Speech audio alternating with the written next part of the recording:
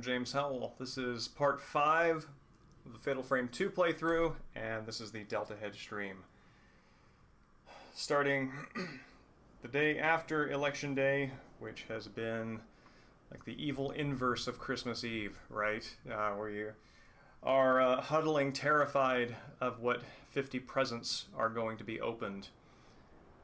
And those presents are still in the process of being opened. God help us. Just 1 second. And that is up. Excellent. So, the momentousness of the election notwithstanding, which has yet to be resolved, despite Trump's fervent desire to declare it for himself, which he can't really do, but that's where he is. Reading for this week, at least since Sunday, I want to say, had a good bonus stream on Sunday. Toynbee's experiences is picking up speed now that there's sort of like this point halfway through a book where the modem handshake between my brain and the book itself sort of finally kind of finalizes. And at that point, everything just starts flowing really quickly. I'm in sync with what the author is trying to do and how they're... I think a lot of it comes down to rhythm. I'm in sync with the rhythm of their writing, and if the rhythm takes, then it is a fairly quick, pleasant process. If it doesn't, and I find this to be the case with William Gibson's books, weirdly enough, it's just a consistent thing with him. It is slow nonetheless, and I have to sort of refocus my brain.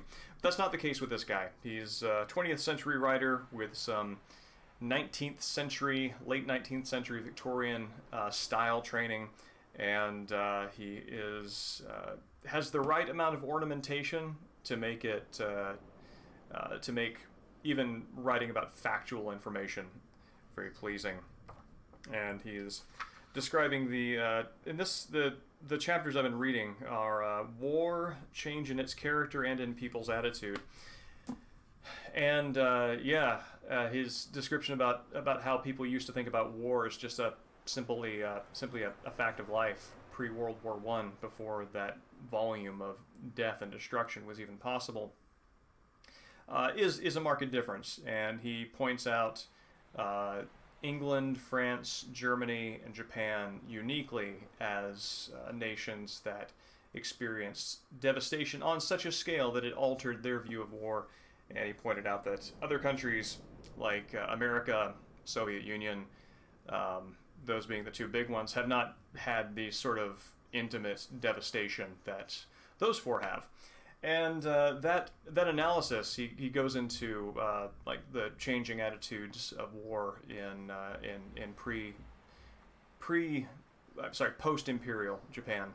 And it kind of dovetails very nicely into my movie watching this week, which is the 1954 Godzilla, which is deeply moving. I love Godzilla, and it's just like this. The first Godzilla, is just absolutely heartbreaking if you have any kind of emotional resonance with the tragedy of the destructions of Hiroshima and Nagasaki. It is powerful and absolutely worth watching. I watched that on election night when I was trying to avoid staring too directly into the void of electoral dread. And whether it's the increased emotional weight that moment gave to the pathos of the film, or it's the weight itself, it's good. I highly recommend it. So, yeah. Evening Millionaire and Final Techniques. Good to see both of you.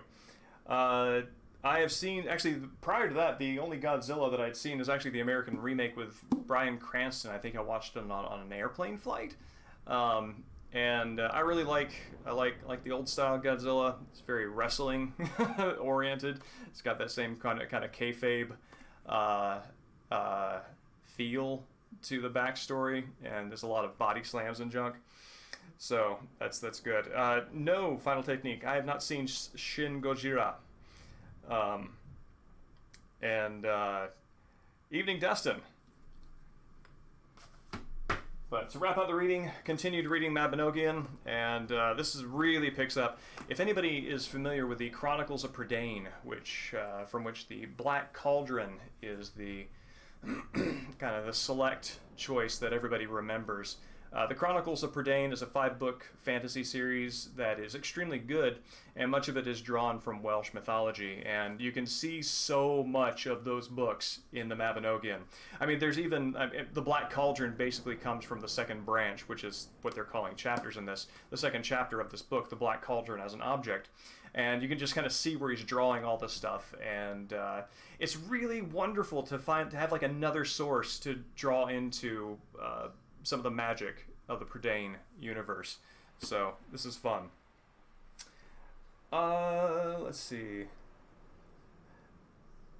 The book I was citing earlier on Perspectives on War. This is an autobiographical series of essays, or rather a series of autobiographical essays by Arnold Toynbee, the great 20th century historian of civilizations and experiences.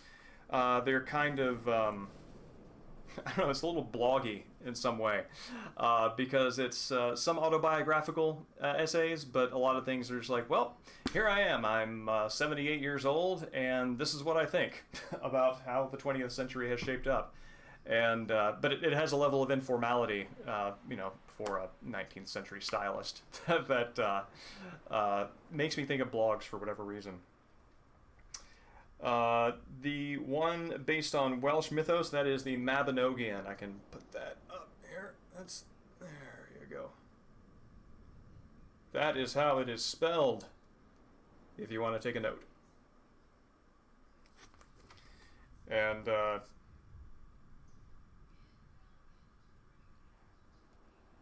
final technique, Boogle recommended to me Final Wars, I think, which is like old Godzilla, basically all Godzillas versus all Godzillas, and that sounds just amazing to me. And I'm very excited that exists, that somebody realized that that's the way that things should go. And it's like, I don't know, it's kind of the JoJo's Bizarre Adventure Eyes of Heaven version of Godzilla, where all the different timelines converge. But yeah, that's... oh yeah, and also I started reading this big old book here. Final Technique. You need to... if you can get a hold of this, I think you uniquely would enjoy this. This is...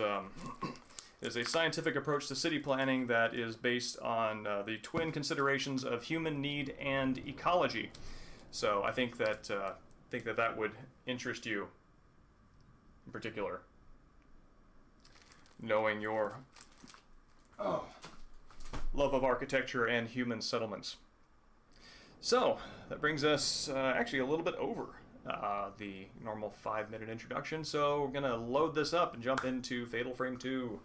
Which we'll see how far I can go without getting too tensed and have to stop because of the giant baby factor.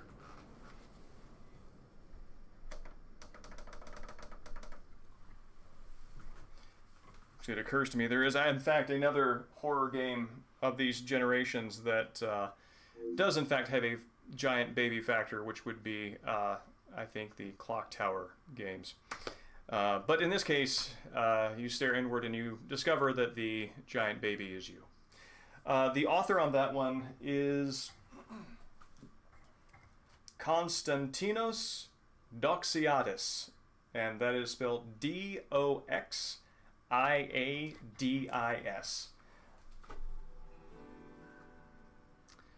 And I learned about him through Toynbee.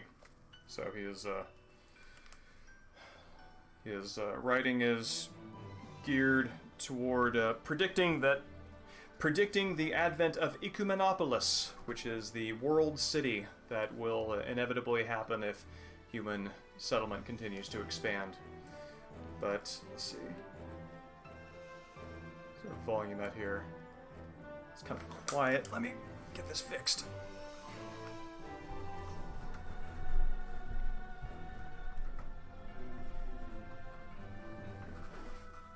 There we go. That's gonna do it. Yeah, there we go. We got audio in both. Thank you, Hobgoblin, for the sub to Final Technique. Oh yeah, since getting that set up since the last stream, I have selected the things that are going to be custom icons, but they have not yet been implemented because in the interim, worked, and also election day yesterday kind of took all my attention. But that's forthcoming this week. It's going to be the first two things I've got in mind: the panda and the Deltahead eye. That's the things that I really can't get around sharing with the world. And then, as I believe Grayling too suggested, the name of the water. Oh God, those dolls show up in front of you at random. Why am I doing this to myself? The water from Shattered Memories, which made me lose it.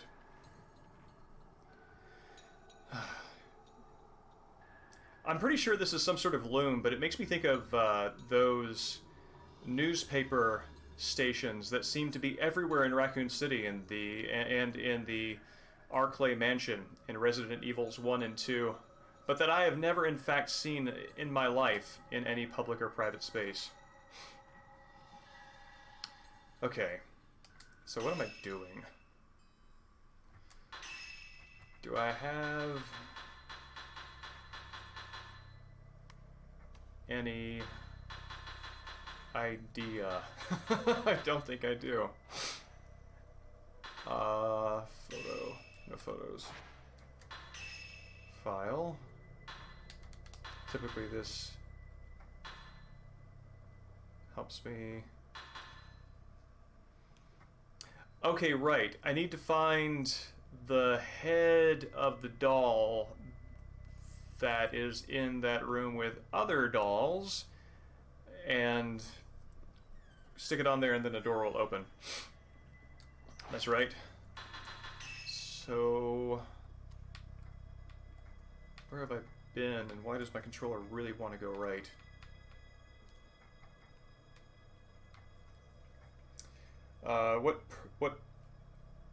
What parameter in No More Heroes decides the texture that applies to the loading screens?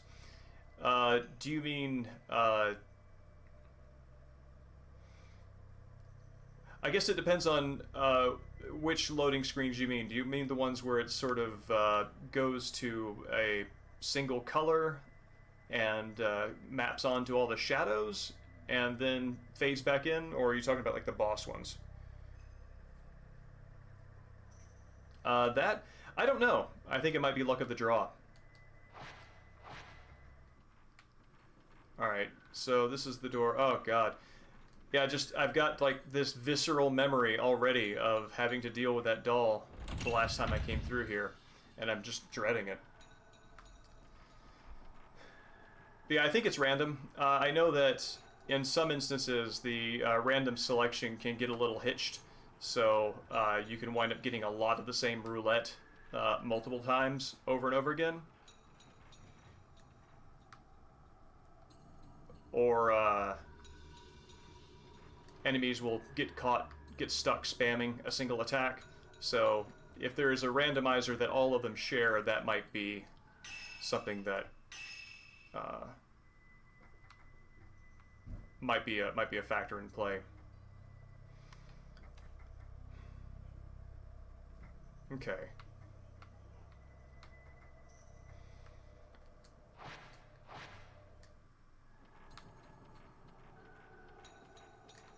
Okay, this is collapsed.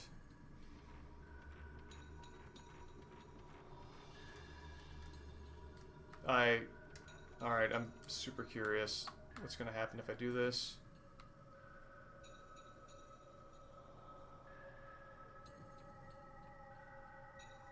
Okay. Alright, that turned out fine. Unlike that one jump scare from last time, which got me good.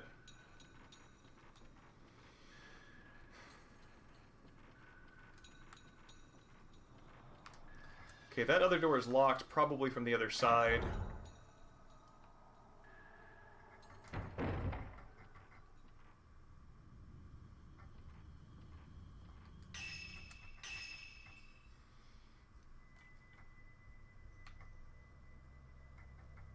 Okay, that's where I came in through.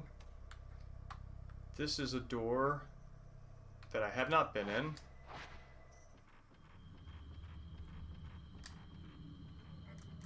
Ah, there we go.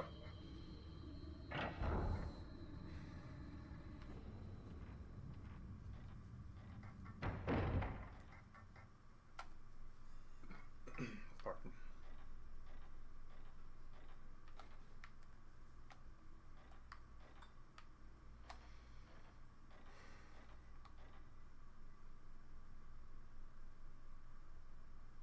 Seems fine. Except for what looked to be an assortment of doll arms and legs. Yep, I'm thinking this is the right place to be.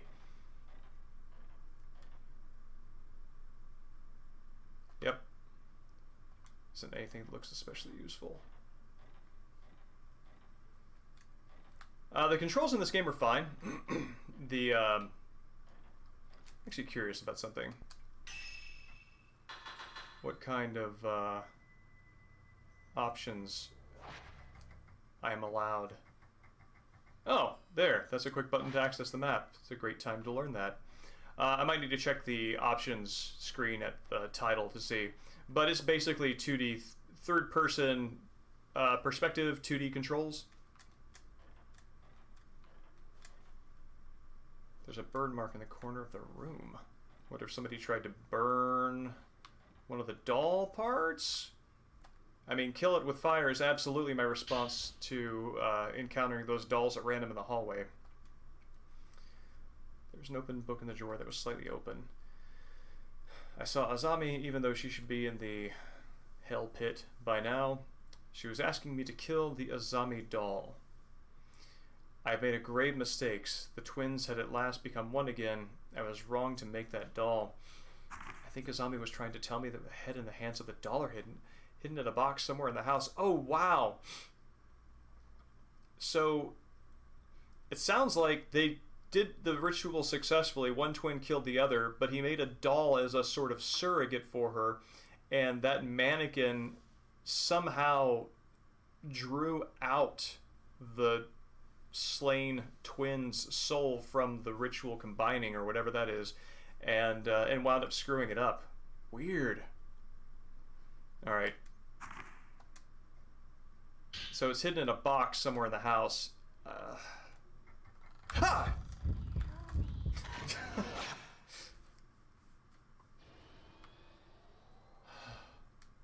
Yeah.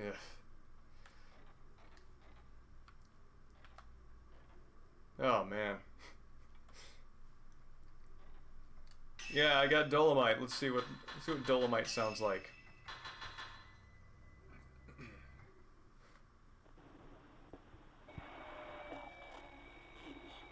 Not a doll.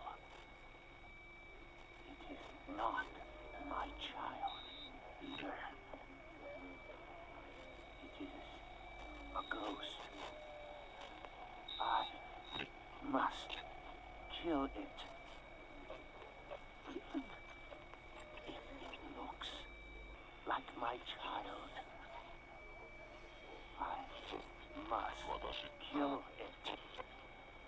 The arms and head, eyes. Where did you hide them? Okay.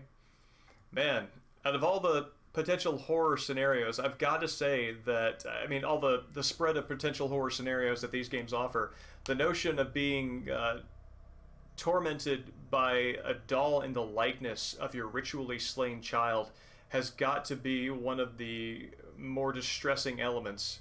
I think, things like the evil ritual and stuff, that's very big, scary, but that's like a very personal horror thing.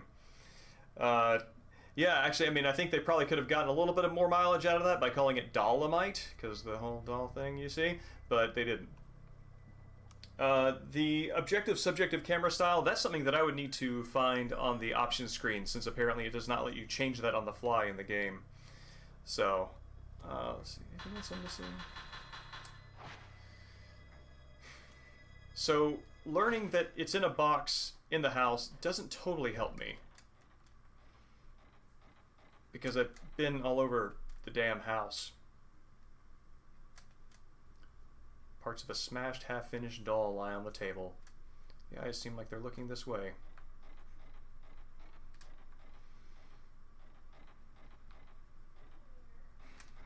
Okay.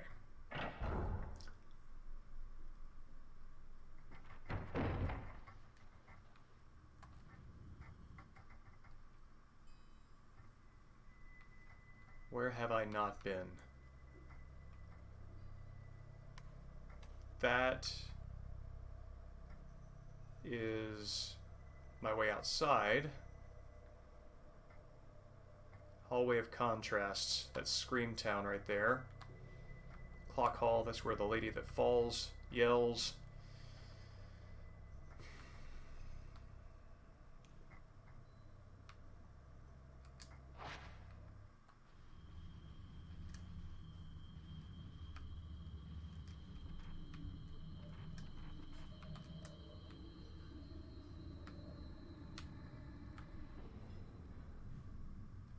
Ever since that kid jump scared me looking at random into the environment in first person, I am absolutely afraid to check things out.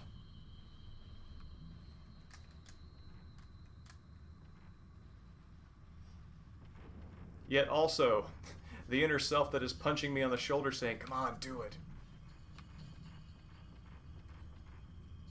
is absolutely being heard. Alright. So I think this calls for looking up where the hell it is. Because I've been all over. And I'm impatient now.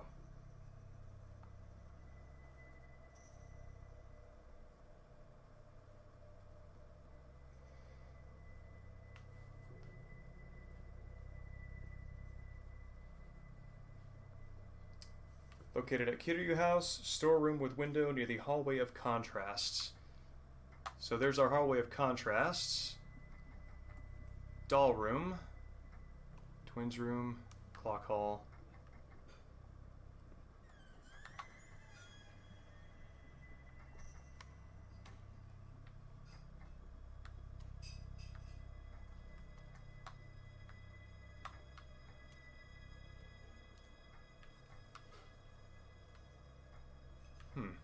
Seems that even following directions is its own puzzle.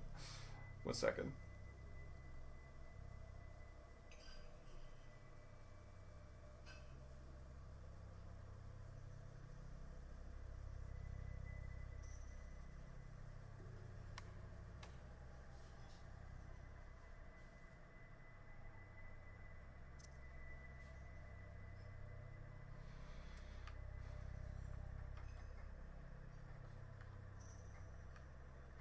Maybe that's the storeroom? Let's try this.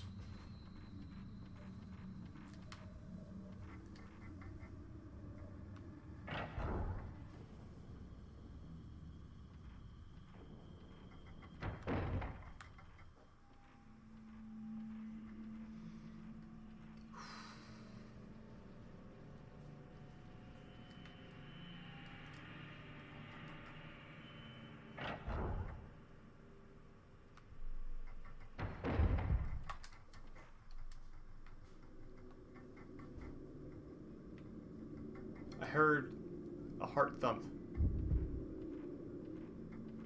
It continues to heart thump.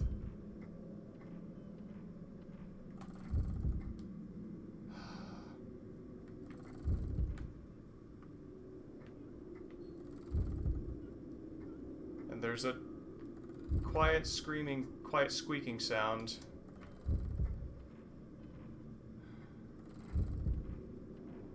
Controller's vibrating.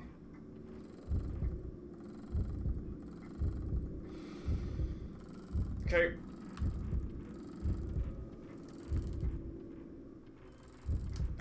Okay. It's this thing here.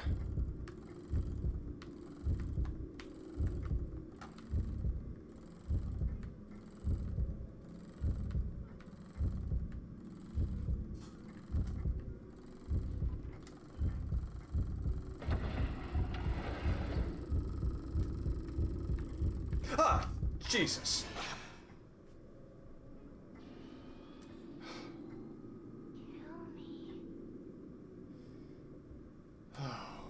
Okay. Oh, lovely.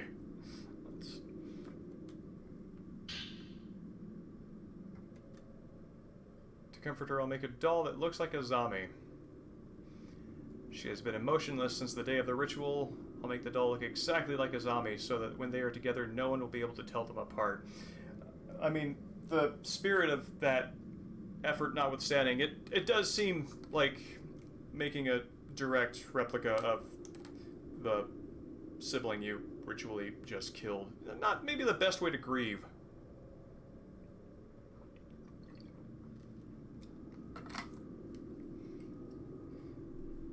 Though there is something,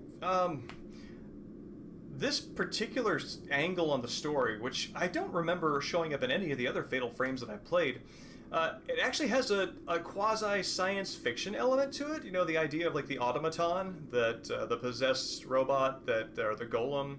You know, this sort of story can appear in a lot of different contexts. This one is just really scary. Akane never leaves Azami's side for even a second, always whispering things to her. I don't know what she says, but at least she seems to be slowly returning to her former self. If we didn't have this ritual, Azami wouldn't have become a butterfly, and Akane wouldn't have lost her spirit. Yes, the ritual is absolutely to blame.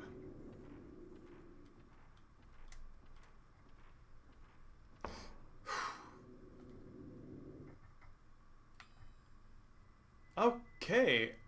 How did I not walk down here before? Oh, that's the locked door. Okay.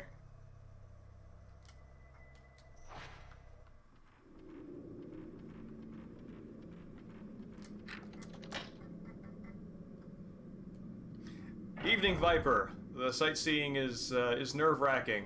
I, on a very visceral level, remember being super scared, so now I'm jumping at everything.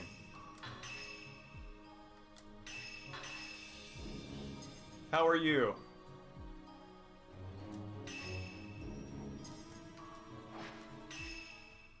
Okay. So now there's a forbidden room that I need to get to.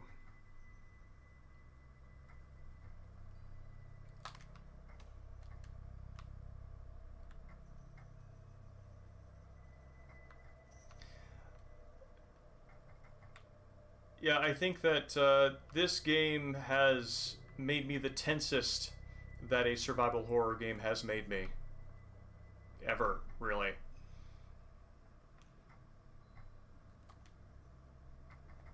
Okay, it's just these two floors.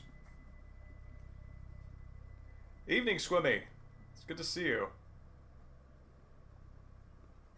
Congrats on building a new PC. That's always a great feeling. To have your tech refreshed. Well, that is technically a place I appear not to have gone through. But I also think that I have. That just takes me down another floor.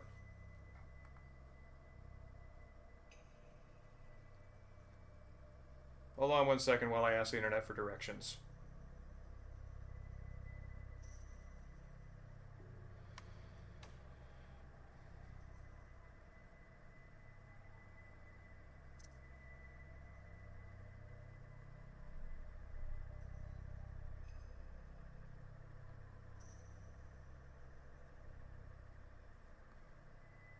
Okay.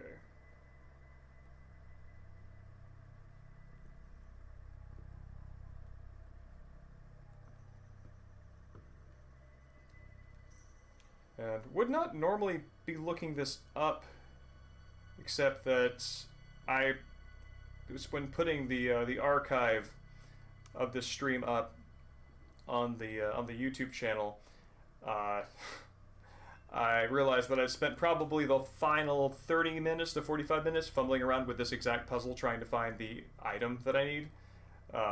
And that's less interesting than getting on with it.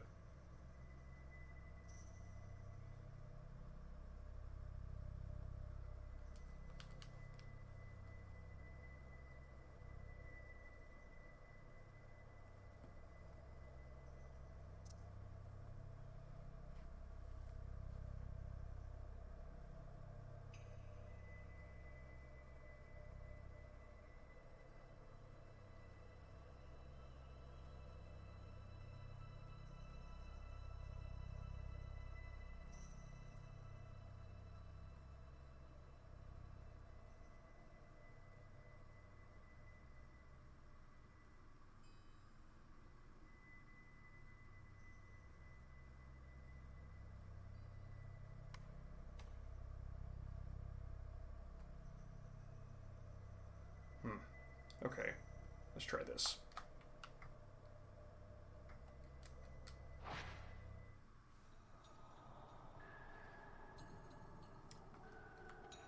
Dustin, that's fantastic. Yeah, when I had my current PC built, it was made with two needs in mind. One was being able to potentially run Unity. Actually, three needs. Actually, no, those are the two. No, three needs, that's right. Potentially being able to run Unity and streaming and VR should I jump for an Oculus at some point.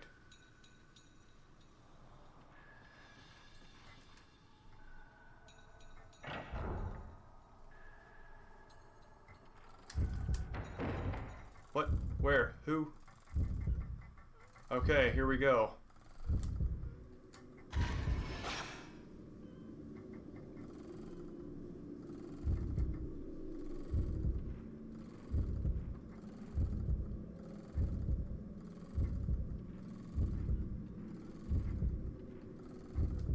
Dare I?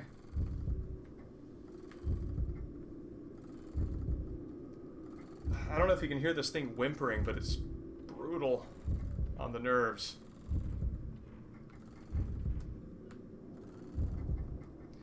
Oh, this hall, which is awful.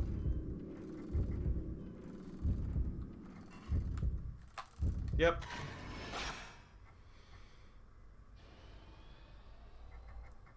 Human arm.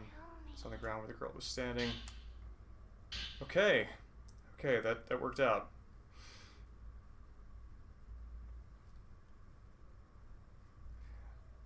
Oculus Quest 2 has a mandatory Facebook login. I did not know that. It does seem aggravating to have it hooked up to that. Last night I heard footsteps. I thought it was Akane, but it was really a Zami walking by herself. Okay, so this must be the point where he realizes that he did in fact make a possessed doll. I think that anything made in conjunction with this ritual probably has like a 3 times increased likelihood of being possessed. I guess they know what they're in for. So much time thinking about her sister. A spirit must have taken over the doll. It is said that when a spirit takes residence in a doll, it can steal the soul of others. Akane isn't a person anymore. Oh, so the doll attracted a spirit, which took Akane's soul, and now she's wandering around. I don't want to kill over and over. Looks like my daughter, Azami, must be killed again. Alright. Got all the doll parts. It's, oh, if I go down there, it's Screaming Broken Neck Lady. I mean, yeah. Why not?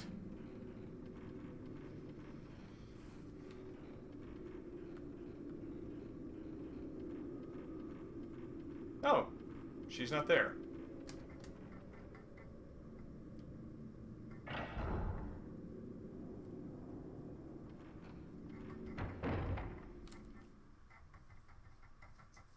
Okay. So, here's the doll room. I'm gonna save real fast because I strongly suspect there is a boss fight attached to solving this puzzle.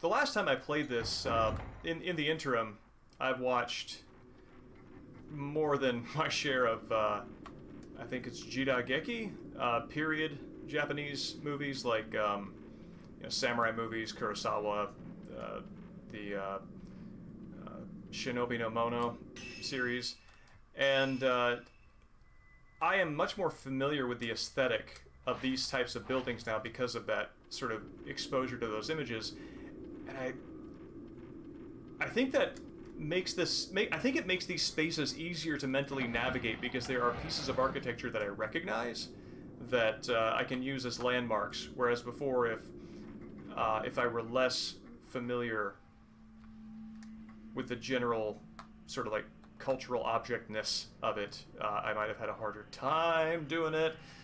This is definitely an object I am not excited to interact with. Alright, let's do it.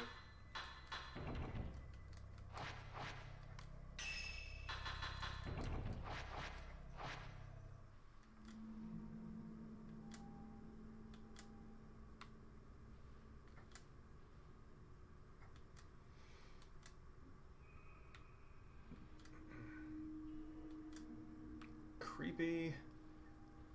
And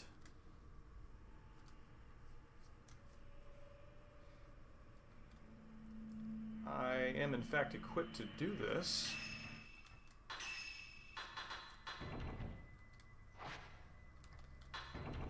But it looks like I need to be offered to.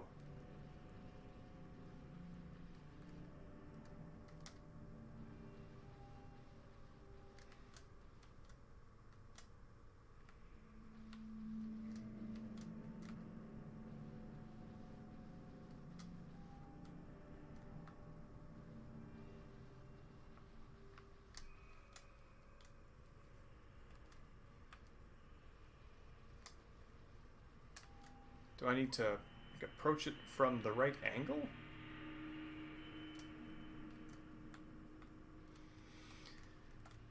Yeah, Dustin, the closest that I have to a VR setup is PSVR, and I am pleased with what is available there, but my experience with that tells me that I am much more likely to play flat screen games than VR games. VR requires, I don't know, it almost feels like an extroverted social experience because I am interacting with a world when at the time I want to play games I am kind of wanting to withdraw from the world. If I'm honest, and this is a little ironic, since I am playing a game in which I am immersed enough that I will yelp, but escapism and immersion are actually not the things that I value most in playing a game. Oh, that's interesting.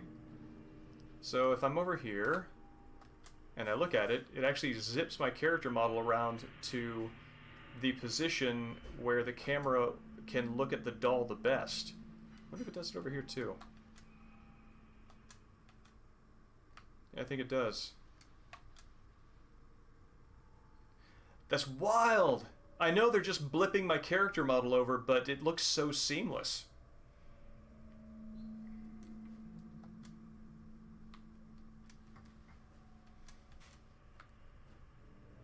Yeah, I think I like the idea of the game being another world and having a portal into it without it being surrounding me.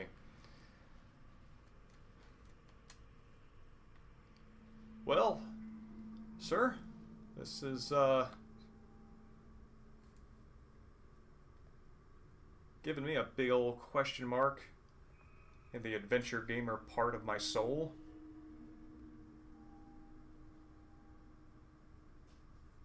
Let's see.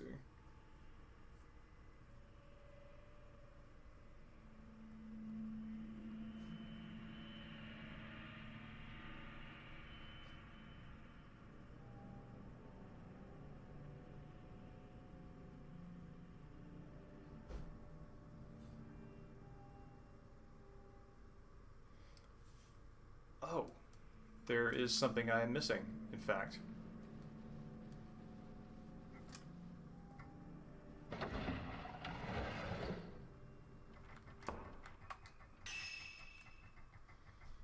Half-Life Alyx? I've heard that does fantastic things in VR. Sadly, I've not played it myself. Okay, I'm looking for the hanging doll room.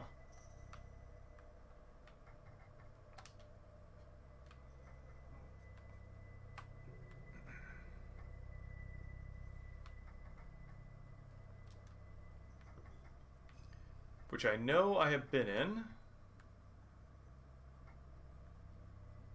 Question is, was it in this house? Yes, there it is. Okay. So we are going back to the entrance, which is around the hallway, down there. Okay.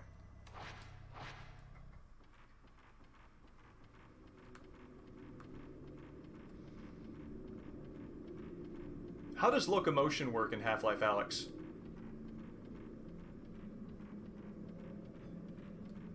Seems to be one of the biggest challenges of VR design. It's on rails? Interesting. On rails is very much a challenge in VR because it can really make you sick.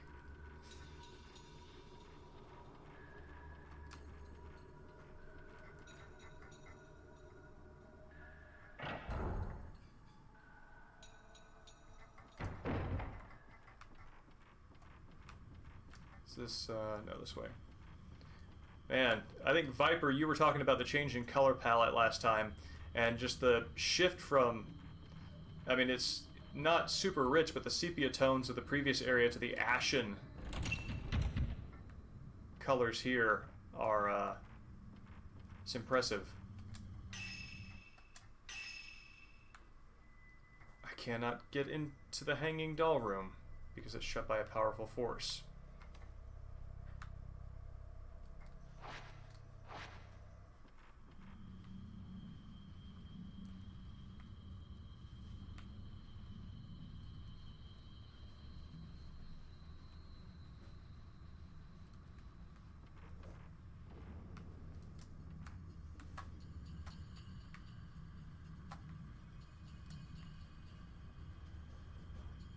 Evening, Space Hamlet.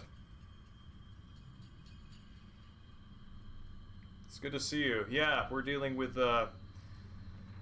some very obnoxious supernatural forces preventing the most obvious way forward.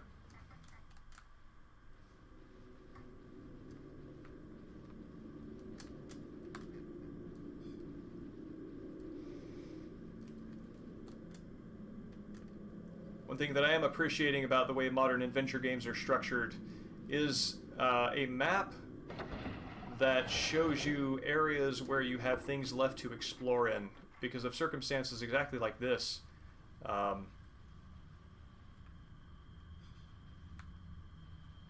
The good question, this is the challenge that is a good challenge to have, is how do I do a thing? What do I do is the less good question. And that's where I'm really stuck right now. I don't know what it wants me to do. And that question becomes a little more tolerable the smaller the area of exploration is, but I'm given a really large area to roam over, and I'm just lost in this here ghost house.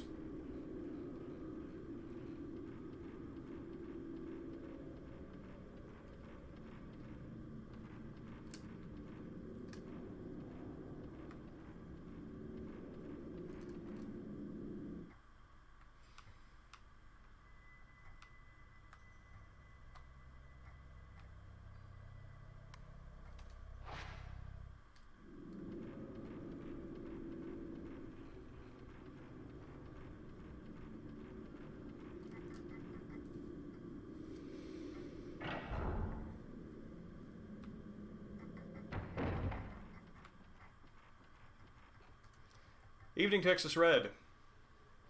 It's good to meet you.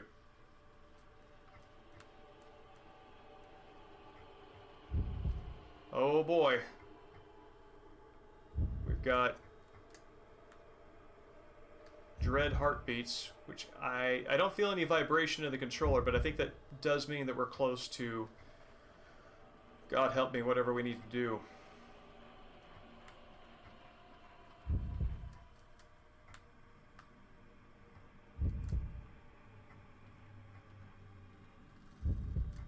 There's our vibration.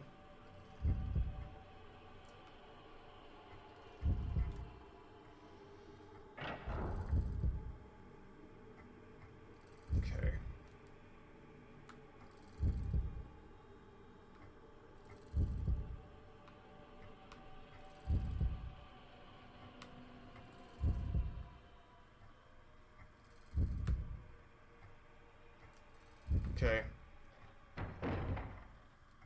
I can hear the little squeaky sound that means that Azami's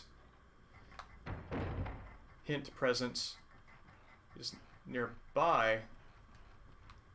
Okay, there we go.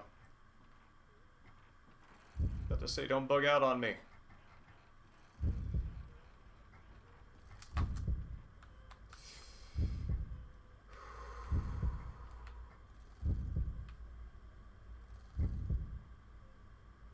Alright, that's it. Yeah. Yeah, the dolls are what I'm trying to find the last of here.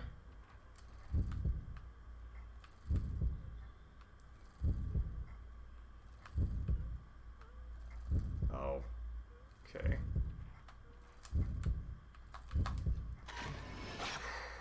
Man, the way they hide the...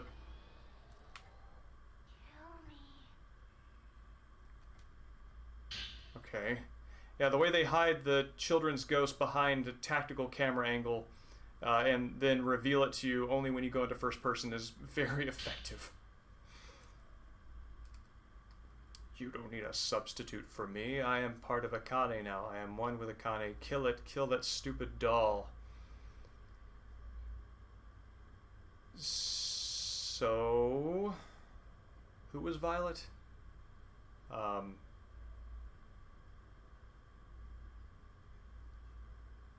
I mean, if this is an evil spirit, at least everybody seems to agree on killing the doll. That seems like that's gonna solve the majority of problems for everybody.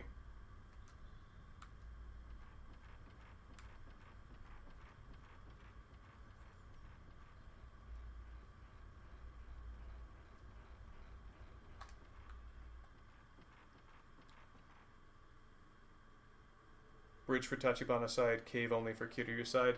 Thank you. I appreciate that. This is blind-ish playthrough because the blind playthrough is kind of running me in circles a little bit here.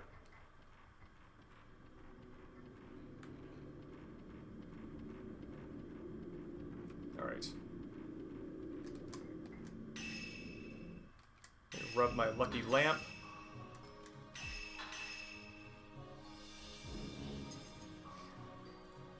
I kind of wonder if there's a part of the brain, the same part of the brain that, you know, if you get like a lucky stone you rub or a rabbit's foot that you, you know, clutch at moments of tension. I feel like there's something similar to that with save points. I wonder if you could design a game where you do something interesting with that sort of obsessive totem response and save points rather than relying on autosaves. No, Hobgoblin, that is also what I think of when I... Ah! Oh. Apparently I was going to be attacked, and then I left the loadable area, so hooray! Ghosts can't cross data barriers.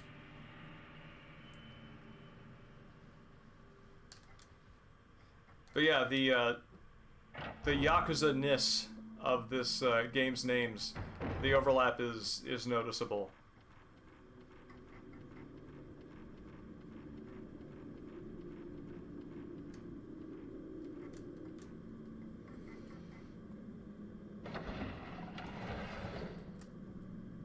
Alright.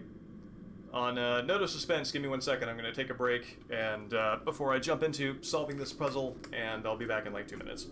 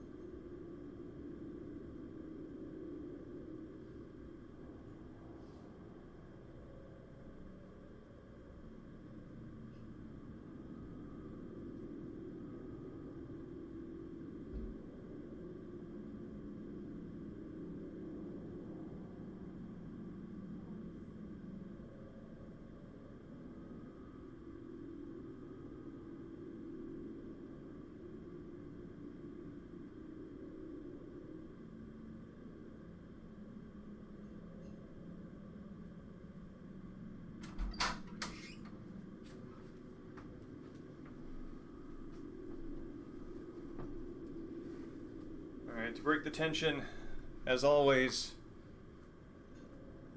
I bring an offering of Panda to give this stream. It's only one real through line, honestly. I mean, I play a lot of horror games, and I mean, my face shows up, so there's that consistency. But the consistency that matters, that everybody wants, is honestly this Panda. Evening, Shantae. Yeah, this is our boy. I don't know what he's even looking at up there.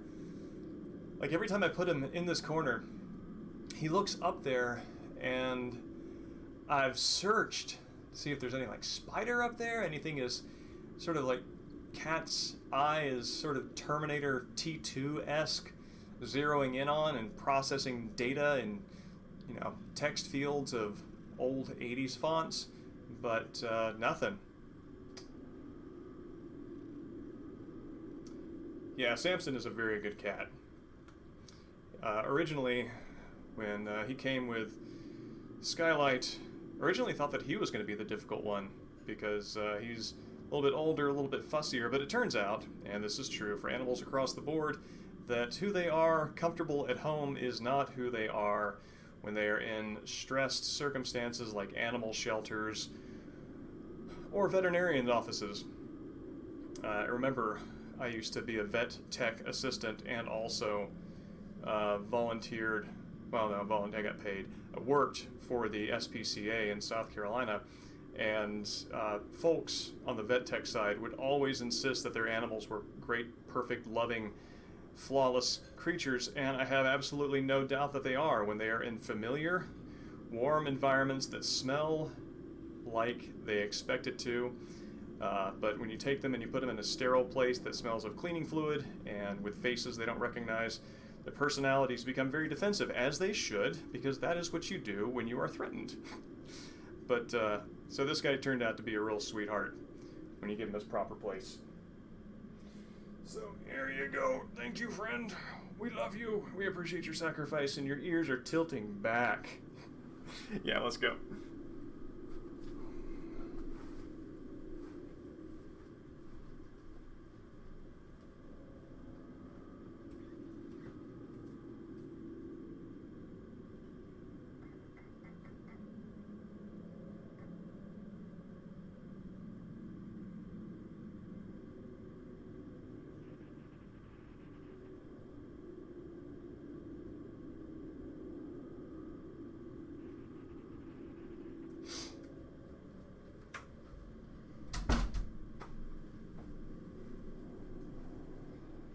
Oh, but good God, he's heavy. Oh, cool. We triggered the idle animation. What kind of... Oh, I haven't seen that one before. Yeah, something that's really great about this Fatal Frame in particular is that the idle ghost faces that show up when you don't, you know, touch the controller after a period of time, they're all different. This every time it's happened, I have seen a new ghost face. It's very weak on Fatal Frame 4. Honestly, with Grasshopper Manufacturer, I was expecting something a little more dramatic, actually something closer to this. But it's the same image each time with the same animation and the same VFX. Surprisingly bland for that pedigree. But, let's see. Yeah, Hobgoblin, it was a challenging job.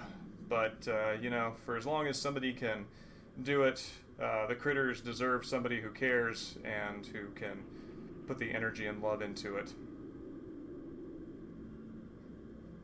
Tochio Easter egg. What is Tochio, Texas Red? I am not familiar with that term? Actually, yeah, term is correct.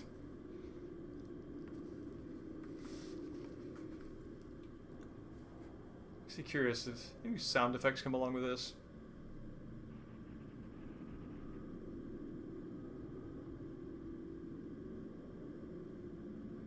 Oh, Kayako's son from Ju-On. It's been many years since I've seen that. What makes this especially creepy is it's got the sort of like broad, smooth baby face for most of it, but then around the eyes it gets very textured and creased, so that it almost has like an older like old man look to it.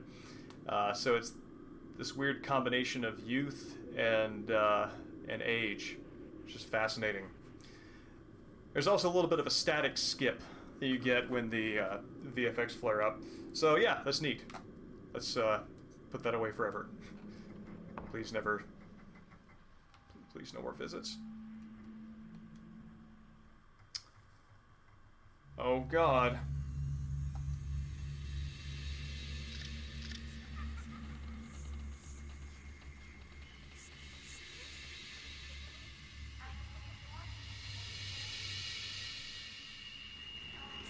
Oh, wild.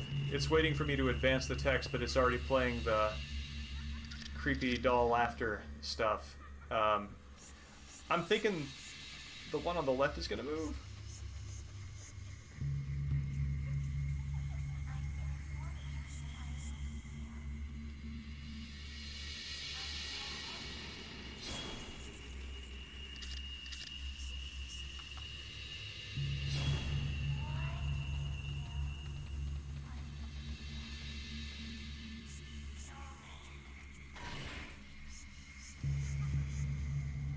The camera's definitely behaving in combat ways. It's probably a good time to change out my film.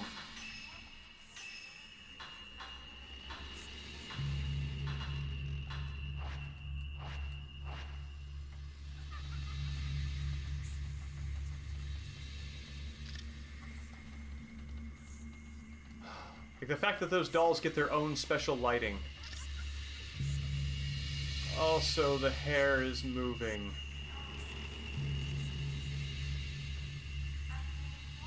Design plans?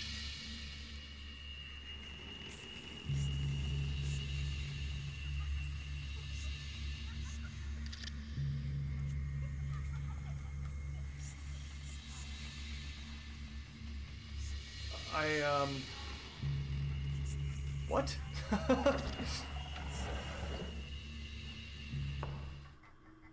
Like, the levels of what do you want me to do just keep getting deeper and deeper on this one. Okay.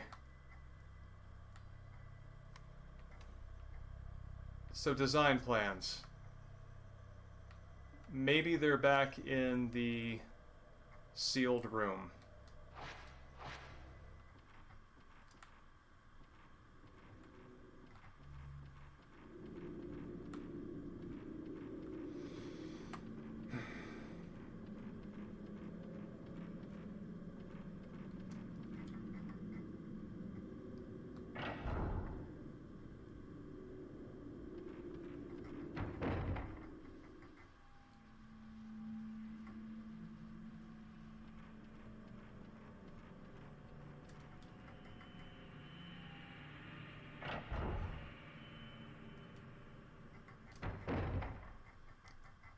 Space Hamlet, I entirely recommend you getting that Big Mac.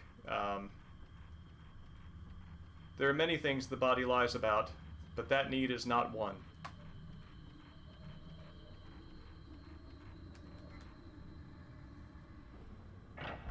I wish you the greatest of success on your journey. Alright. Looks like the intuited answer was the right one. And there's that pile of ashes.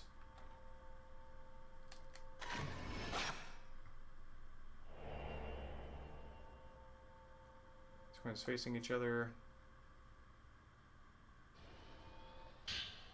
There we go. A book appeared in the burnt remains. I like visualizing in my head how that might happen.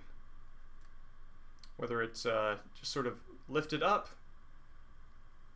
brush your hand away, and it appears that's one of those sort of like discover item in place you have already searched moments that you kind of have to fill in for yourself from the abstraction. Open the doll's eyes and give the Shrine Maiden a soul. When the two Shrine Maidens face each other, the bridge through the underground opens up. I've used one of those wind-up clocks imported from the West for the twin Shrine Maiden mechanism. I bet I know where that wind-up clock is. Alright, so This requires the meta approach. Taking a picture of the screen of the photo taking game so I can reference that later. The Shrine Maiden's face, the earth bridge that connects the houses, will be passable. Tachibana Shrine Maidens. Right doll to 3 o'clock, left doll to 9 o'clock. The sky bridge that connects them. It seems like the sky bridge already connects them, but the earth one is definitely what I want. The doll's soul is needed to make the mechanism work. I could create the other parts again, but I can never duplicate that soul. I can't let that hellish creature get its hands on the soul. The soul is the key. I have to keep it safe with me.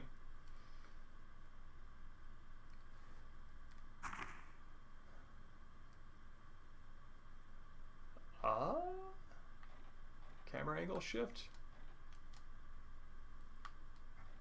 Ah! Oh, I hate everything. Thank you, Texas Red.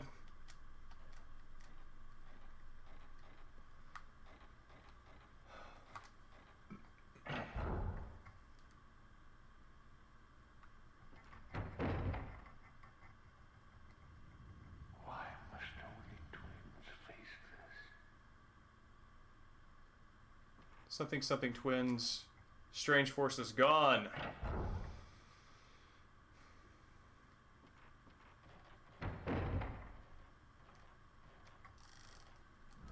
Oh god.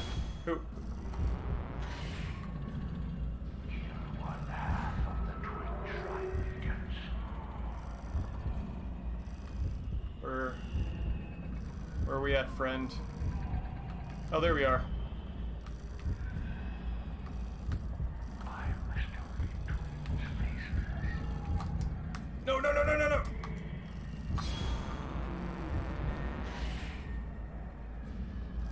Suspiciously inert? Oh god.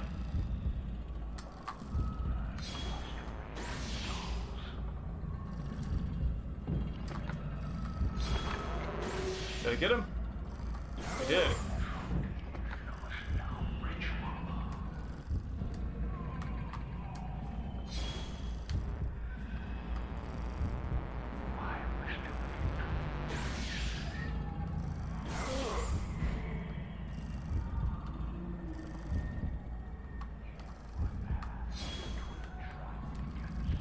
Where you at?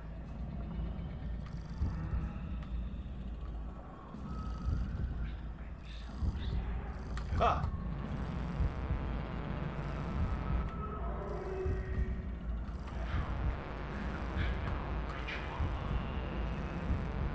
Come on, buddy. Give me that 0 frame shot.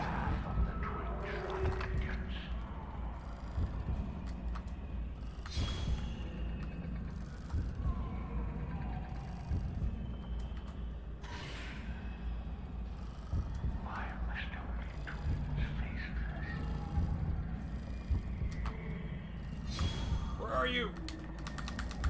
Ah! It's actually not a lot of damage. So, yeah, that menacing is fine. But where is he? There we go. I was gonna try and do this, technically proficient, but oh, there we go. But I think I'll settle for chip damage.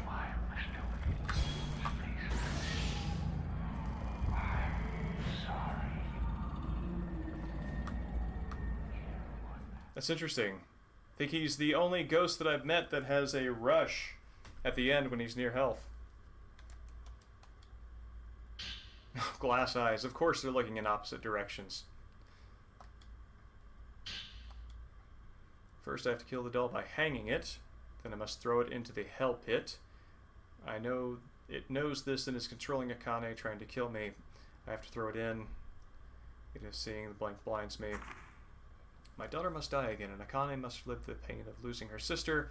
if we didn't have this ritual, yes, definitely the big takeaway from from this whole experience is don't do weird, damaging, outmoded rituals.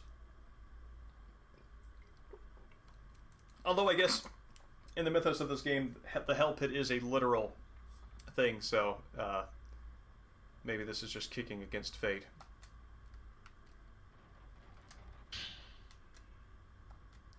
Switch equip functions. Allows you to equip up to 3 power lenses at one time. Alright. Got a UI boost.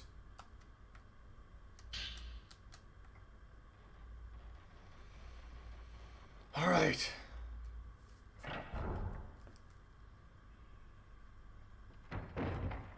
Time to make those clockwork dolls do the thing they need to do so I can get on with my business.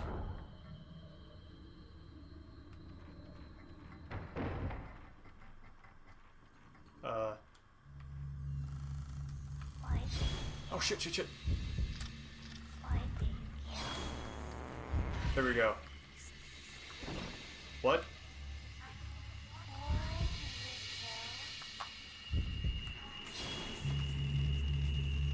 Where you at?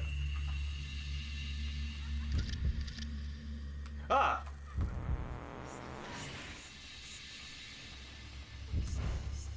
Ah, it's right in front of me.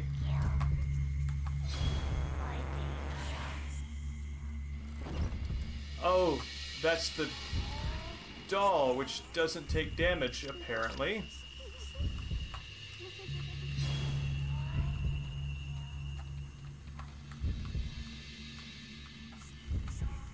Alright. Oh, God.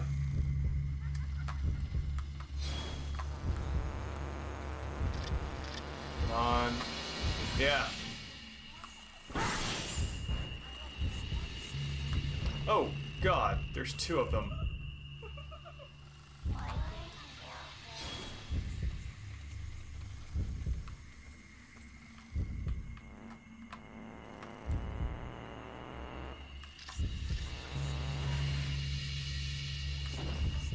That's not the real one!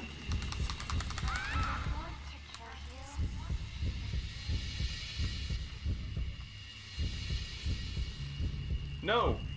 Child, do not stun lock.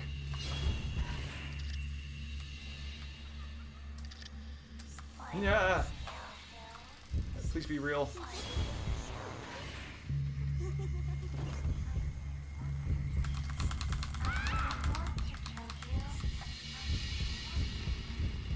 Whoosh.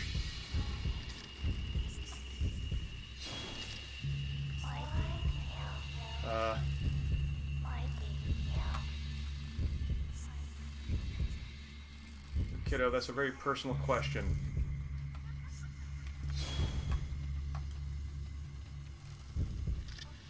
Oh, oh, oh, oh.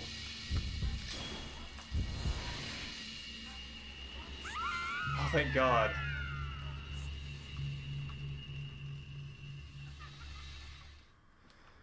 Whew.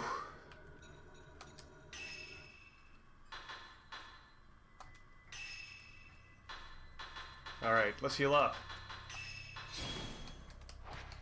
Yeah, you know, rationally, I've got just an entire hospital of healing items in my inventory. There is no need, rationally, to be this afraid of these encounters, but here we are. I think it's interesting, the combination of feelings. There's, like, the rational fear of, like, oh no, this will damage me if it touches me.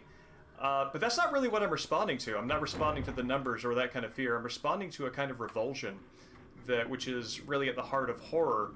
It's not even as much about pain as it is about disgust. Not disgust, but revulsion is the response to ghosts that I think is being summoned here. It's interesting.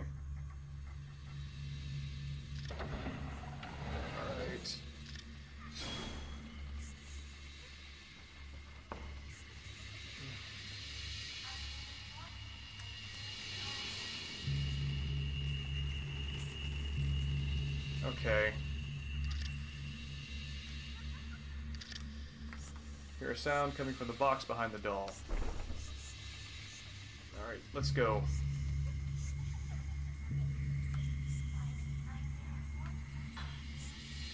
Let me see, what did those notes look like?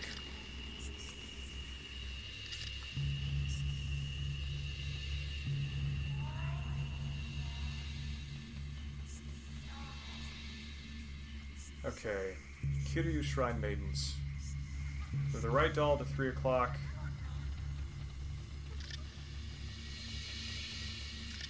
I'm...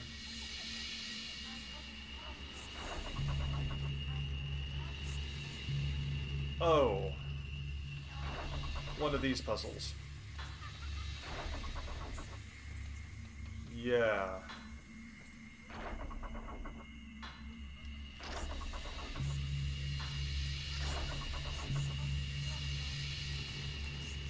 Oh.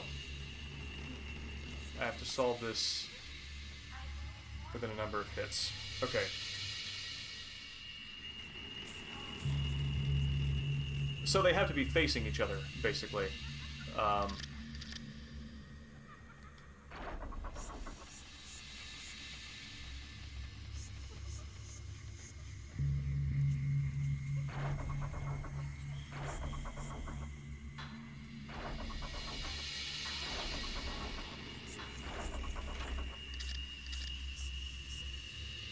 Oh, man.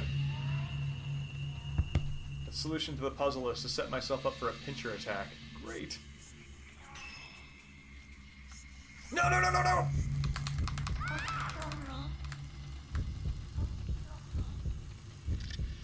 Oh, great. The other one's just gone now. Where you at? Come on. There we go.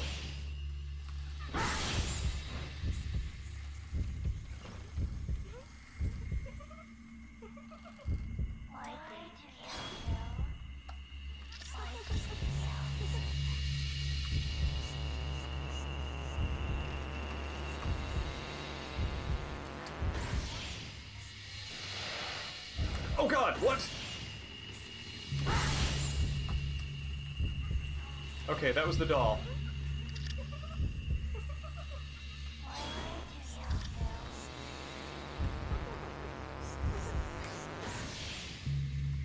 Okay, thank god.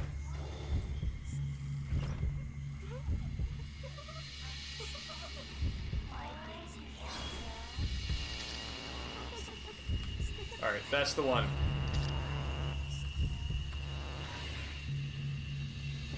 That's not the one. Oh god, it's right in front of me!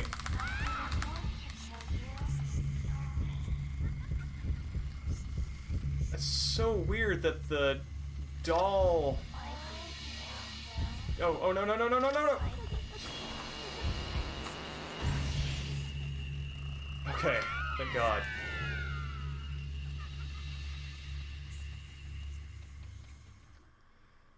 Whew. Okay. I guess the tell there is that the ghost teleports around and is also more translucent. The real one blinks if you lock onto her too much, and the fake one just disappears.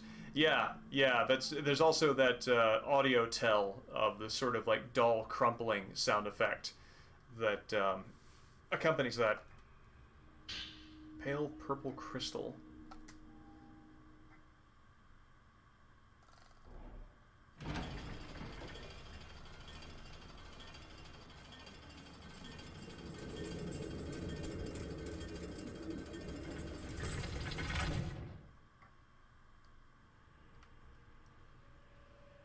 Yeah, Fatal Frame 2 is doing something that none of the other games have done, which is it's incorporating automatons or automata into its horror, which is really interesting. All right. Why do you kill? Don't kill. Don't kill. Why?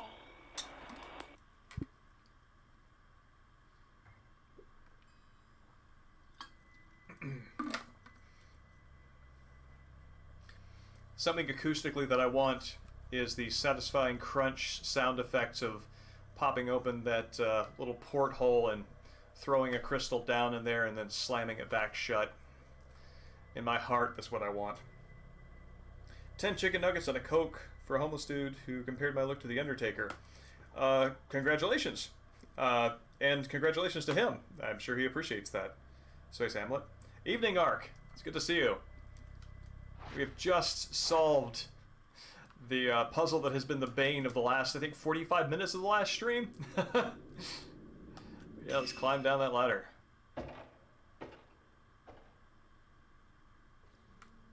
Oof.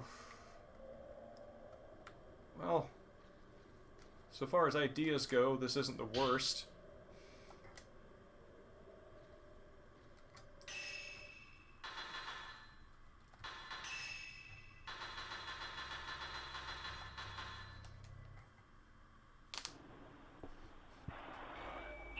Enveloped in darkness, this village doomed. Morning will not come ever again. Can never be. I'm hearing something morning will not come, so I think this is probably just general confirmation of doom in the event that the ritual fail. I'm kind of wondering if that whole doll episode was part... I don't think it was part of the Yae Sai arc where the ritual failed. I think that's its own separate thing. And since there appears to be only one real doll, maybe... No, there never were two dolls. Yeah, I'm thinking that might have just been an episode from another instance of this ritual that got borked in a particular way because the father wanted to bring a child back. Actually, yeah, that automaton angle also has kind of a very Frankenstein feel to it. Frankenstein plus bringing back the dead. Akane is supposed to be an old lady when Yae Sai was born. Okay, interesting. So that would have been a generation prior to, maybe 2 generations prior to the one that failed. Thank you for that. Let's heal up. And yeah, here are the fruits of my mid-game hoarding. I actually have more super powerful film than I do mid-grade. Yeah. Let's see if we can upgrade this any.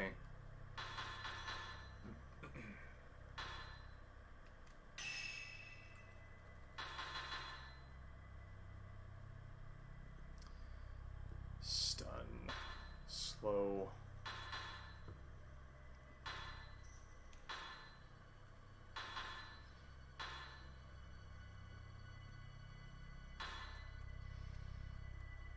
Sure, let's do this.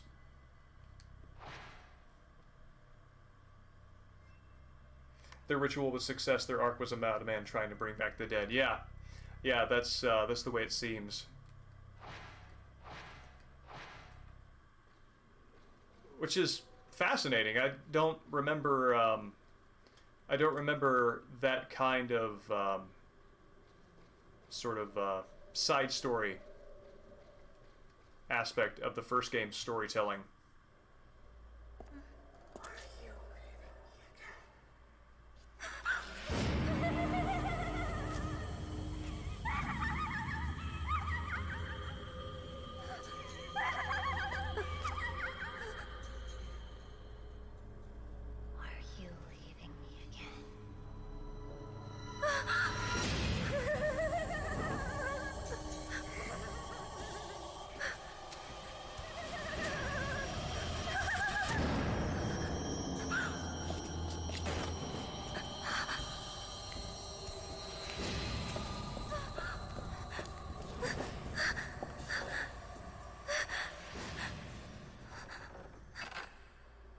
Oh, that's no good. You dropped the camera obscura and the flashlight when I was underground. I can't use the... Oh. No! Oh, they went and did it. Oh. That's not a good feeling.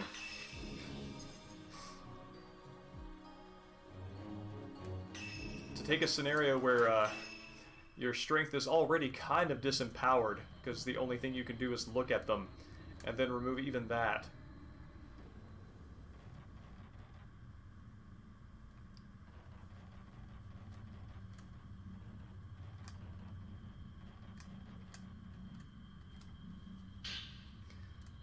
Although, actually, that, in a way, kind of simplifies things, because now I know the only thing I can do is run.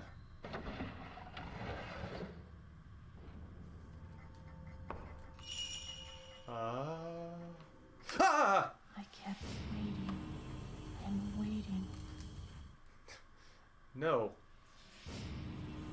Okay.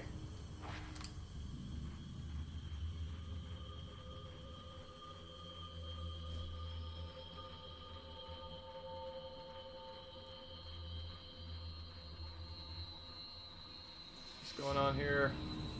Where's my path forward? Okay, maybe this.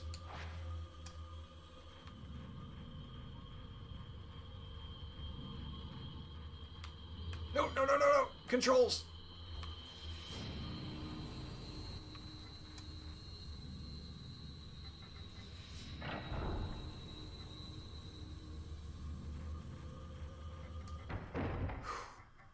Okay.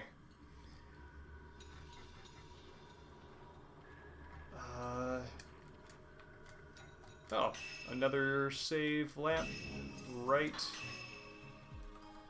out of the gate. Wonder if a lot of people died there. I mean, game-wise, not narrative-wise. Obviously, a lot of people died there.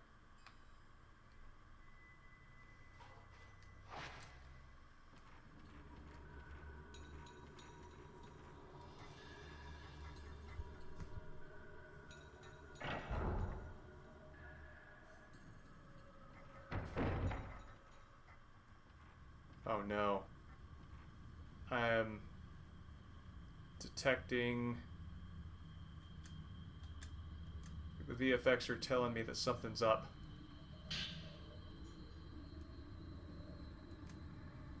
I saw Itsuki's sister in the corridor. She's usually frightened of strangers and runs away and hides, but today is different.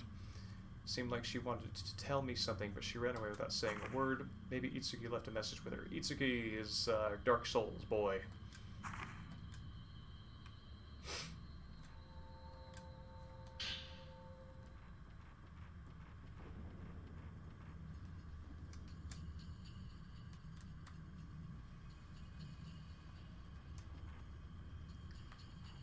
Space Hamlet, there's room for more than one Dark Souls boy. Can be Dark Souls boy out here, and Itsuki can be Dark Souls in the game.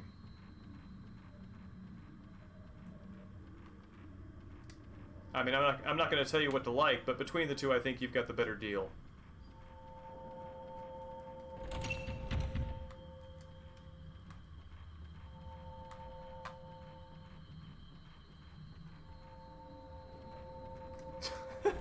As soon as I lose the camera, I am now taunted by many passive ghosts.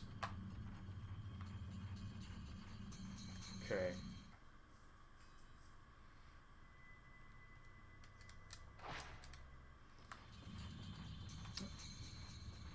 Oh, this will help me diffuse tension. Space Hamlet, I am pleased to reveal that I am trucking through Sekiro now that I am putting my mind to it. Alright. Okay.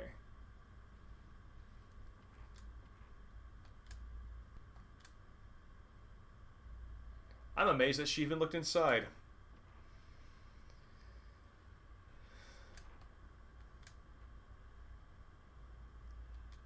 Heavy sword. That's good.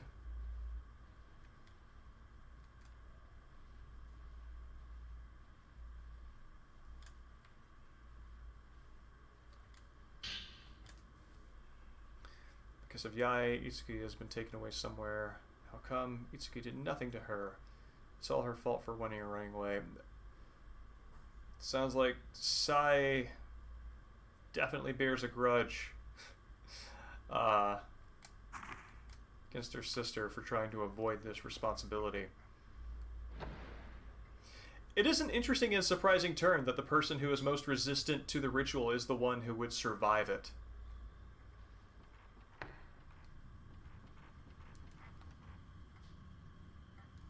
That is not the order that you would expect.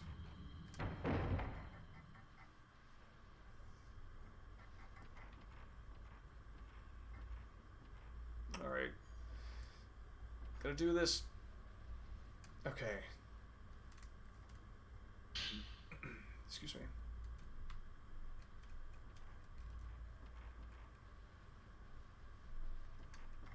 Okay, film reel. I need to remember to cash that check.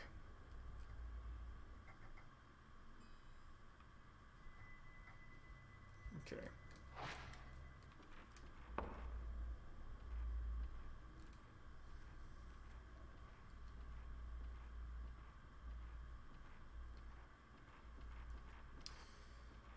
Oh, it does.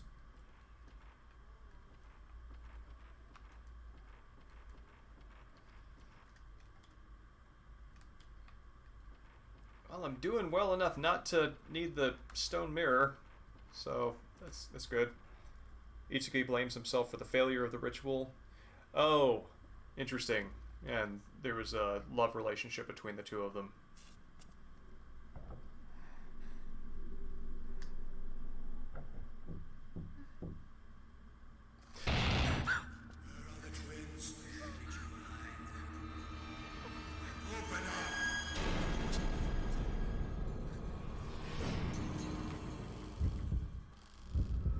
No, thank you.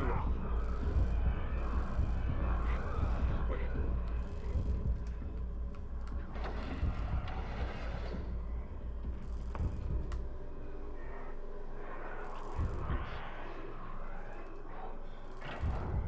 I think I need somewhere to hide. Or I just leave the loadable area. Okay.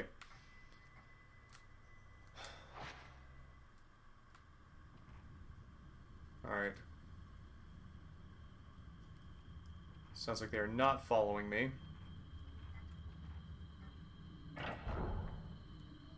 Are they still here?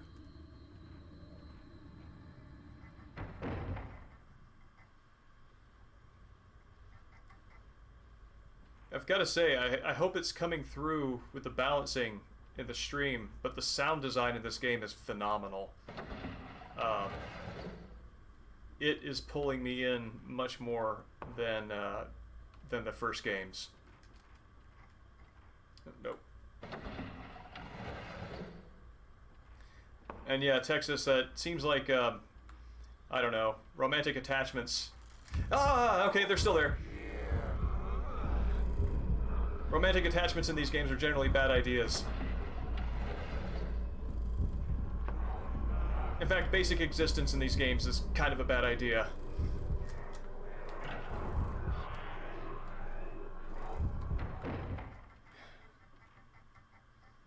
Okay. Oh, man. I might just need to run through them.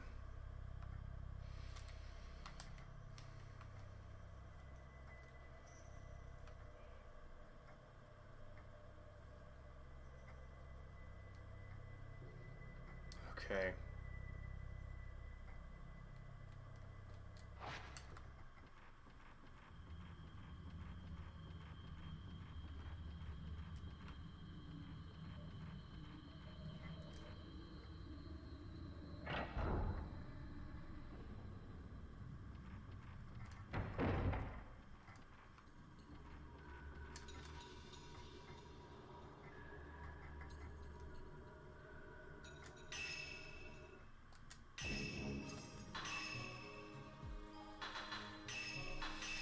Bridge for the Tachibana side, cave for the Kiryu side, and the Tachibana house has their doors sealed on the day of the ritual. I really appreciate you bringing this knowledge of the lore of the game to the stream. I'm sort of figuring it out as I go along. It's appreciated. Oh, I do not like how dark that is.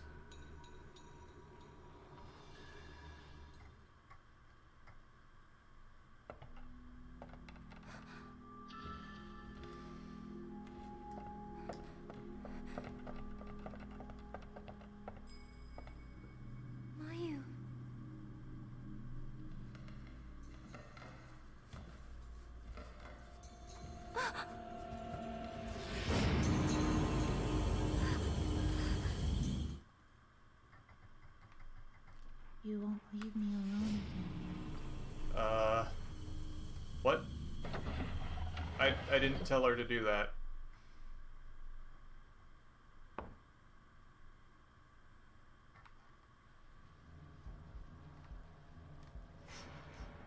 Can I hide in here?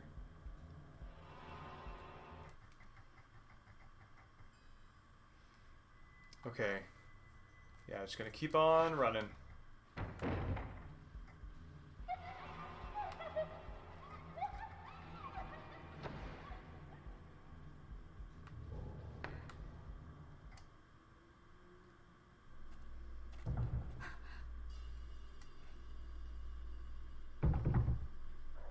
Open the door.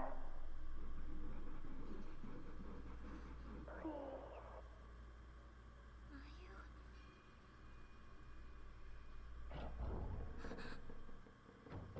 Come on, Neil. Open the door. Okay. So, let's try this door over here.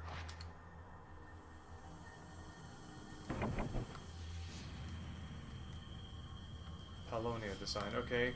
Can't do that.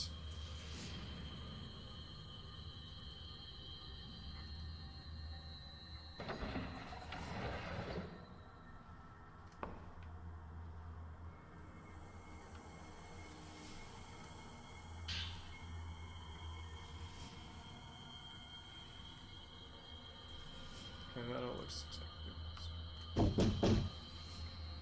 Why did you leave me back then?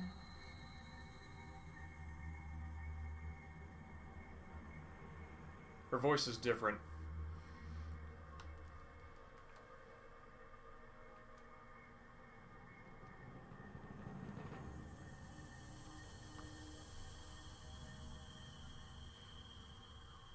Oh,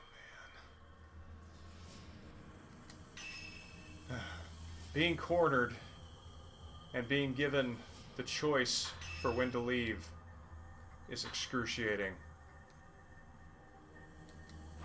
Alright. Here we go.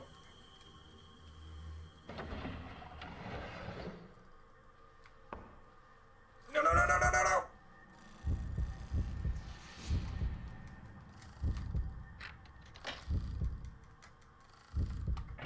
Would not be calmly unlocking that lock.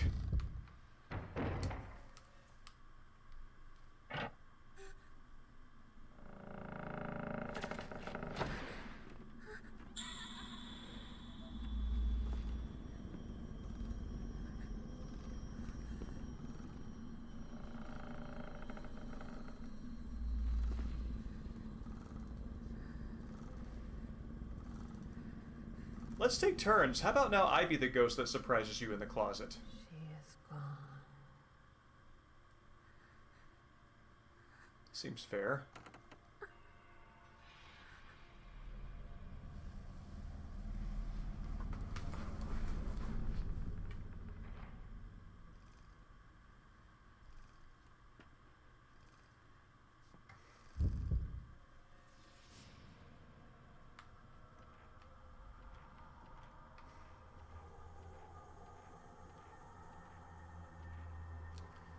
Okay.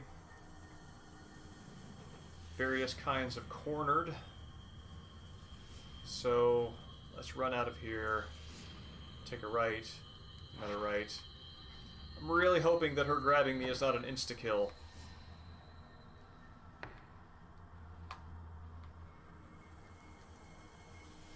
Single doll standing. That is...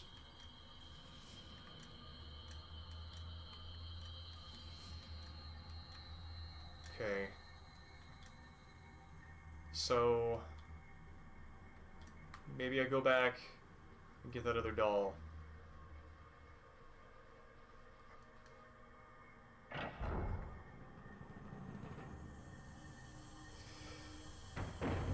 Neo? Is that you?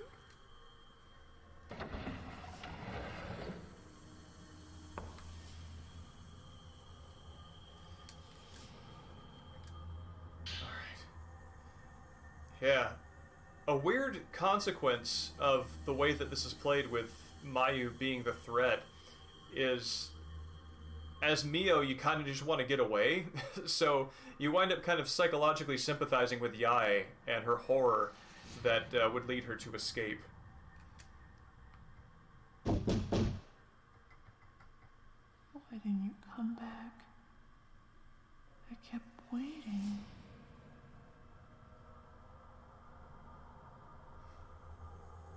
Why is the voice different?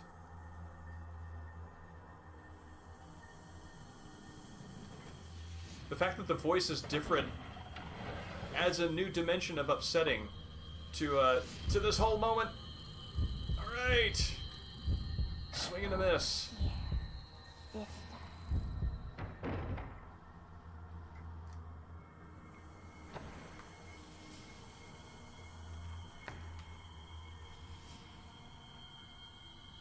All right, this worked in the cutscene. Maybe this works now.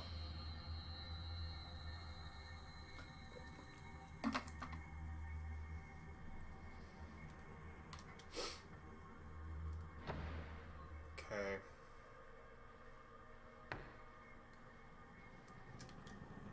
Now to horrifically solve a puzzle with that thing on my heels.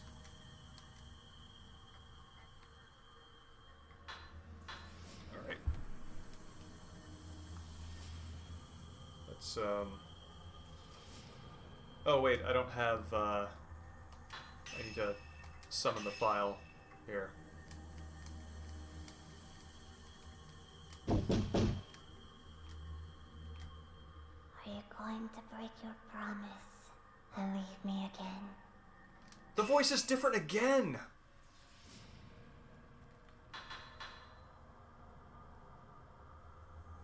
The fact that there's this sort of like shape-shifting going on is even more distressing. So this is what I'm looking for.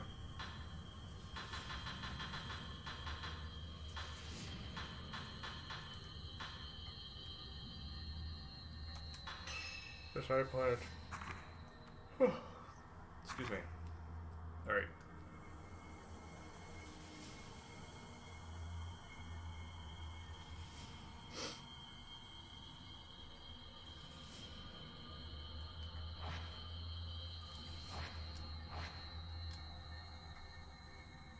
Okay, let's hope that time stops while I solve puzzles in this game. Alright.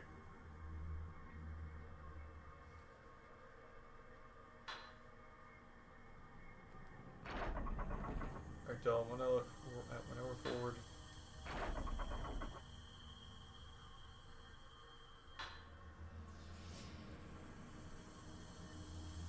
Oh, wait, I see. I see what it's doing. Alright, I'm not gonna be able to... I really can never think these through. It has to be a matter of fussing around with it until you intuit the solution. Fortunately, that was a first try.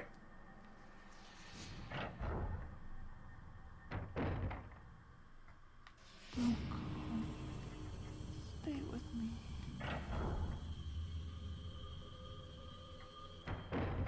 Oh, thank God.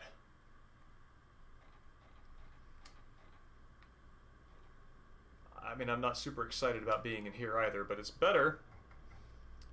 It's on our way to getting that camera, which is downstairs. And I have access to the projector room, so I can watch that film defenselessly.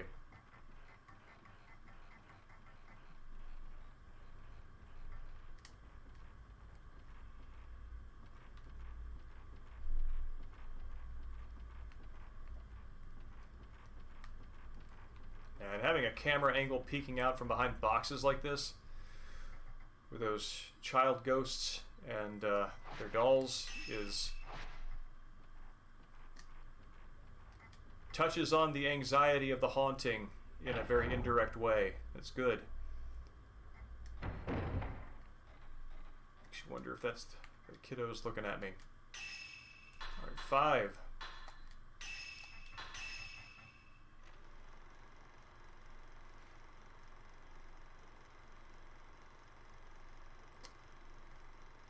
This is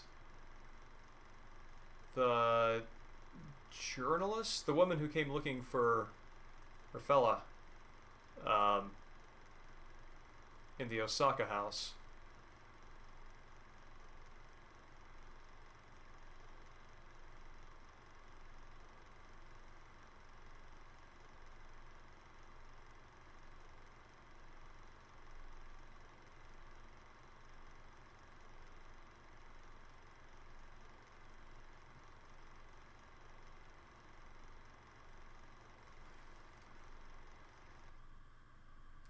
Okay, so I guess those are her memories of going in there, creepily also captured in third person.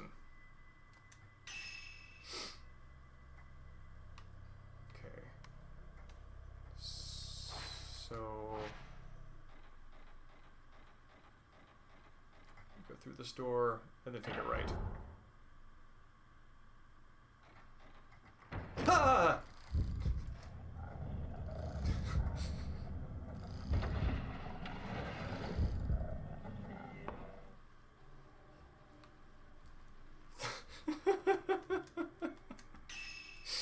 Oh my god, this game has got me keyed up.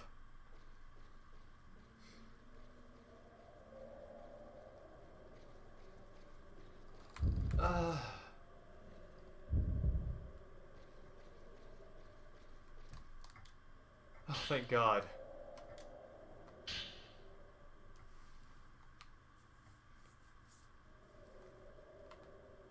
That's interesting. I wonder why it... Oh, weird. So, just surmising here, but it faded out, then faded back in. And I wonder if if they have like two different Mios, or Mayus. Two different Mayus, one without powers and another one with, and if it had to swap them out? Like, load one out, then load another one in.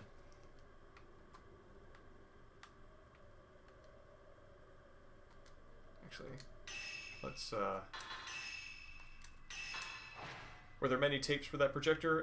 There are, I think, 7 spools of film that I found.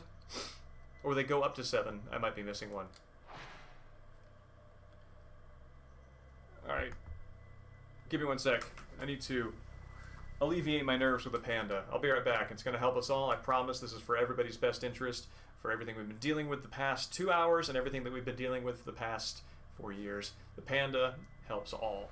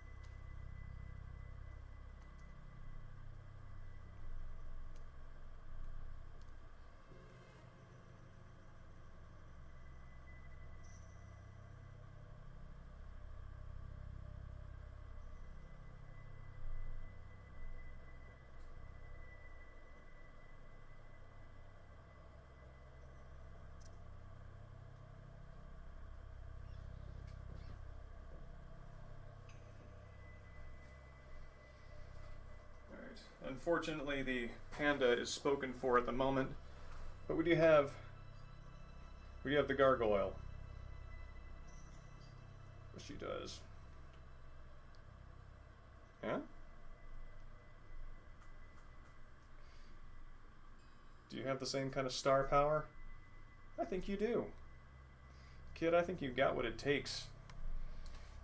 Just no discipline. Yep. Yep.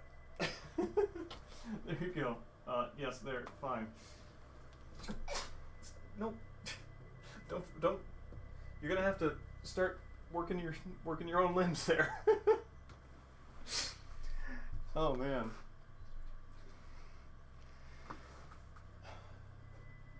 Yeah, she's like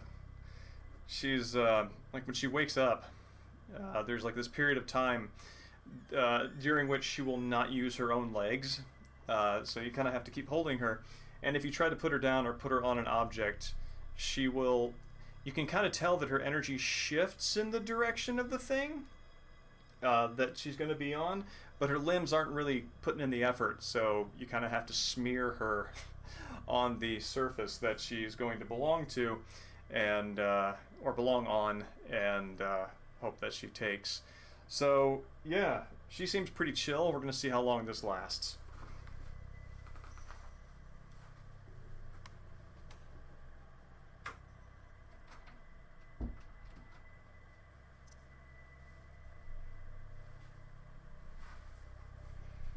With the punchline, of course, being that it never lasts.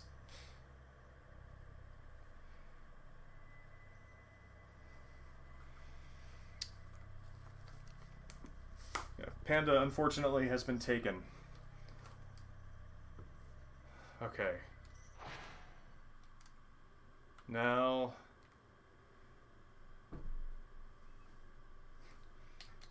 Oh, great. Another source of environmental... Oh, God. Environmental noise.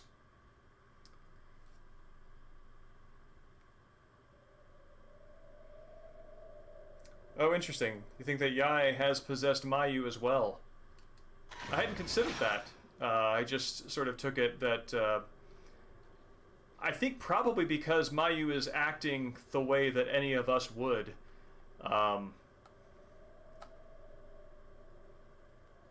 That I took it as given that she was acting under her own agency. But I can see her being possessed by Yai, and that being part of their deal.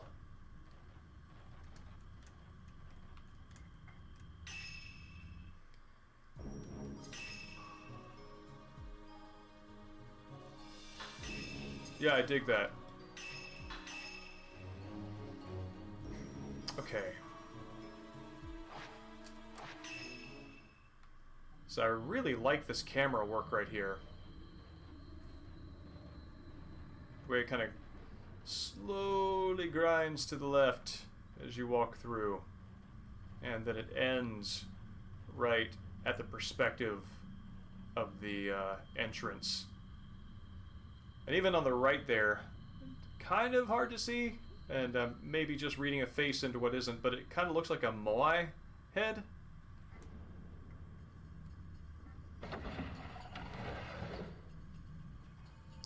All right.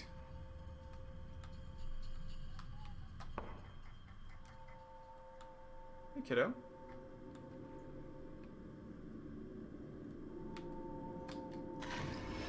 This is one of our Legion photos.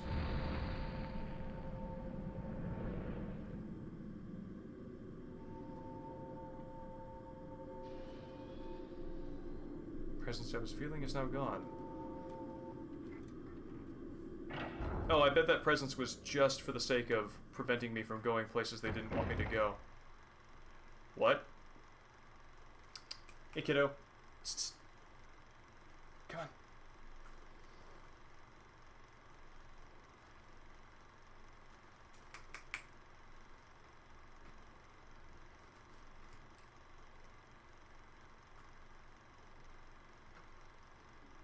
There you go.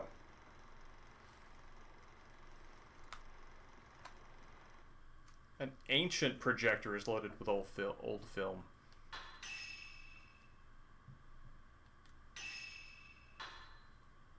What's the old film? Yeah, I know. It's kind of a judgment there. I elected to take the film, but don't know which one it is. I would like to see it.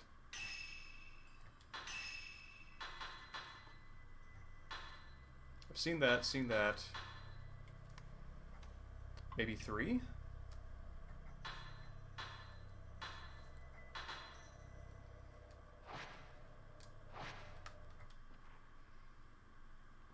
Alright.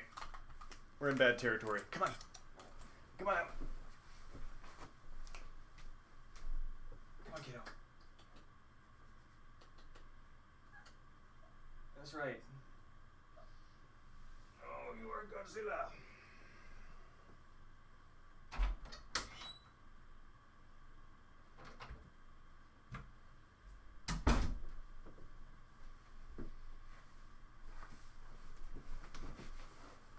And there goes Godzilla.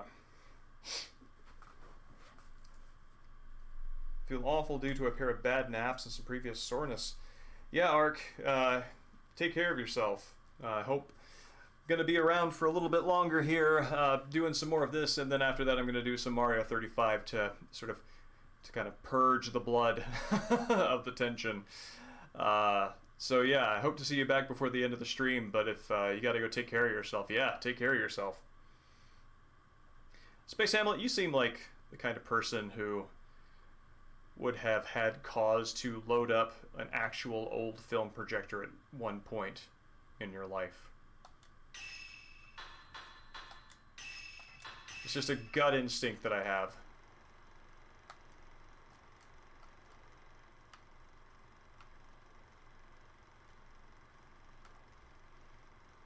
Okay, I think I've already seen this one. Yeah, this one is not new. Never had the honor, really. Now, your interests are aesthetic enough that it seemed like that kind of older media would have crossed your path at one point or another.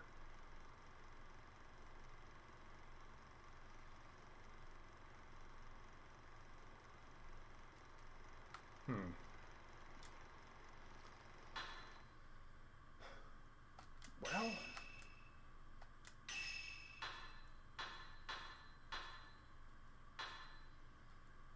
yeah, I have no idea what I just pulled out of that thing.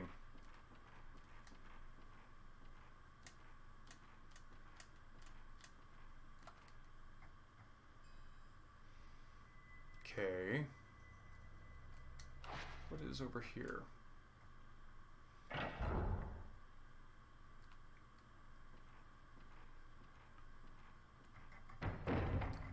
Yeah, record players are good stuff. I've got this old, what is it? McClure projectors. It's a mono-aural portable vinyl record player that's got the manual shifting from 30 to 45, 33 to 45 RPMs, and it gives a lot of neat sounds. A well in the middle of the floor. Oh, I'm gonna look down there with my camera and I'm gonna hate this.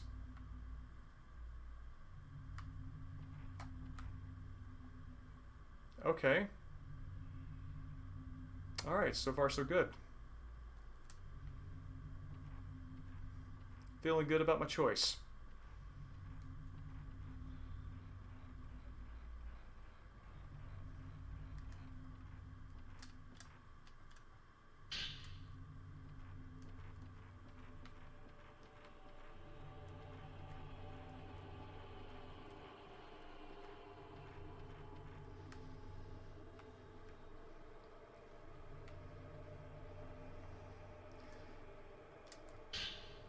Oh, neat.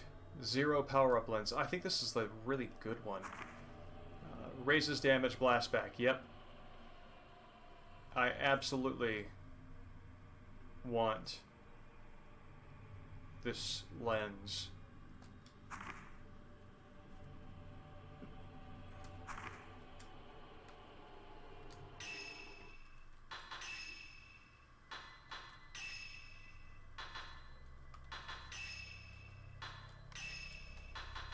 Oh!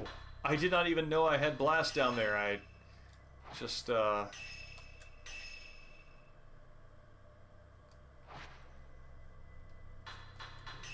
did not see the scroll there.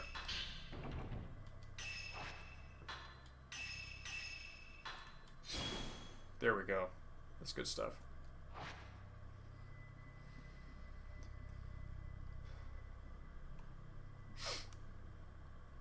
And I appreciate the 3 different slots. It does not even occur to me to use the specialized functions, so I think one is just going to do fine. Received a letter from Mr. Makabe, said I should leave the village and return home before him. Guy and Sai about the letter here. Told me that outsiders cannot stay because of the festival. Mr. Makabe has special permission to see it. That would be the folklorist. I'm wondering if this is Munakata from the first game writing this. Whispered to Yai that I would come for them on the day of the ceremony. She tensed for a moment, acted like she didn't hear, and left. Seems like they may really be planning to leave before the ceremony occurs. Okay. These are our doomed outsiders.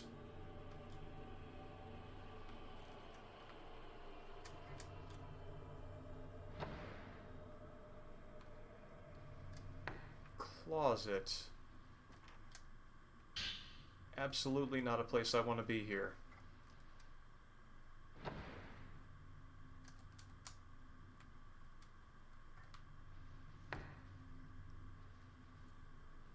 Uniquely distressing because the music stops when you go in there and you wonder, what are you being prepped for?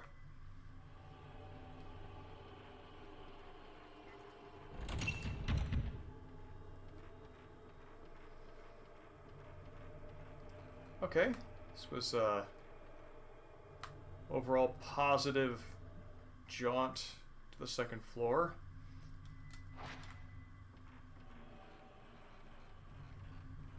Weird, the second floor has the it has music that's like the Fatal Frame 1 entrance soundtrack.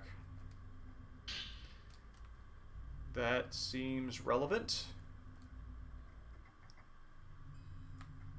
Directly across.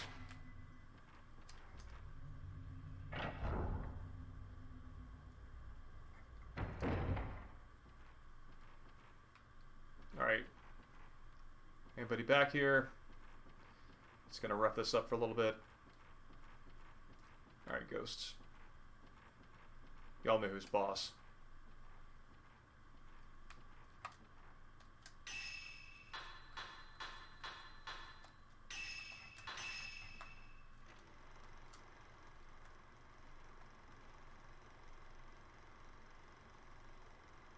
Well, that's another kimono box sliding open. Yep, more of this.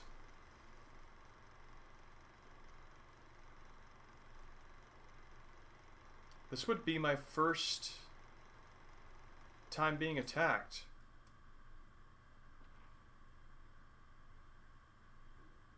That was the first time I was attacked in the village. That's kind of amazing that you get to see that later on in an artifact. And it gives you some idea of the disconnect between the recordings of the ghostly goings-ons and their actual, like, occurrence. That's wild. I love that. Okay.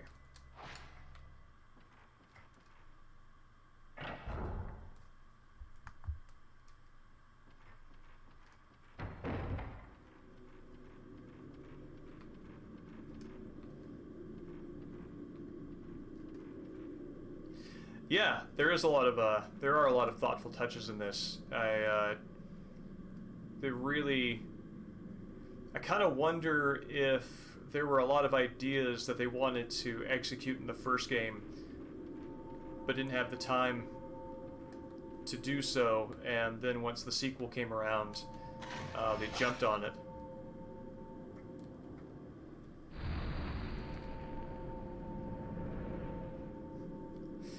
It's funny. I think these doors are locked specifically to prevent me from wandering too far off track when I'm being chased by evil Sae.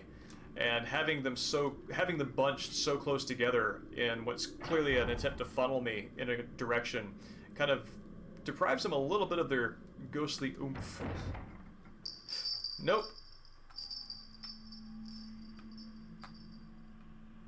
Do not like that sound.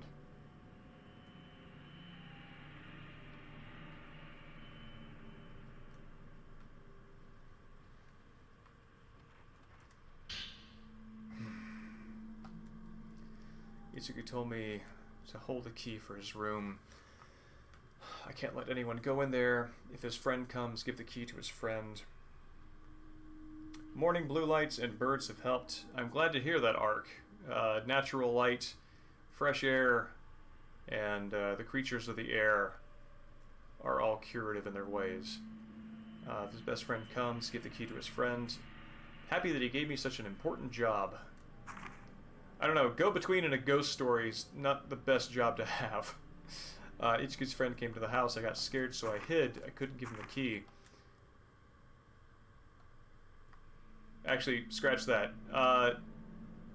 Go-between, not a great job to have. Go-between who does not succeed, maybe worse.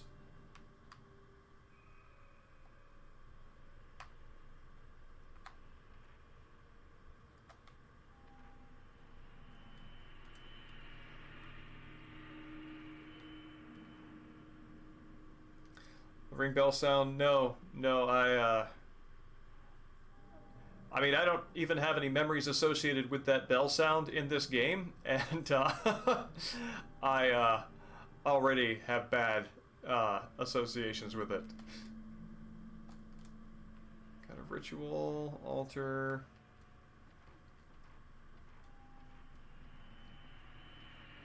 Oh god. Okay, wait. It's just something peeking out. Male twin. Oh, is this Itsuki's brother?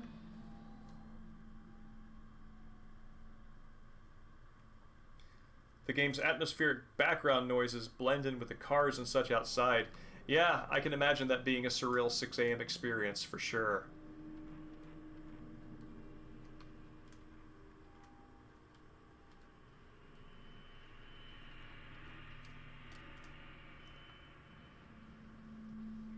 Though that also lets me know, just by inference, that the audio... Oh my god! Audio is coming over okay. That's, okay, clearly not human, but also not the silhouette you want to see.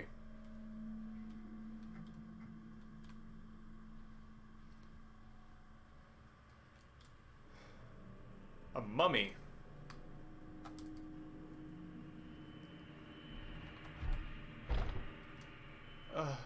No! No, no, no, no, no, no, no!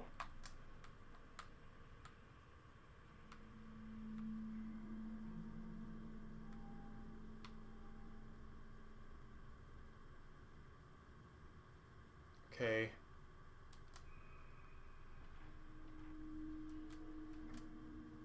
Okay, that's my stone mirror. Okay.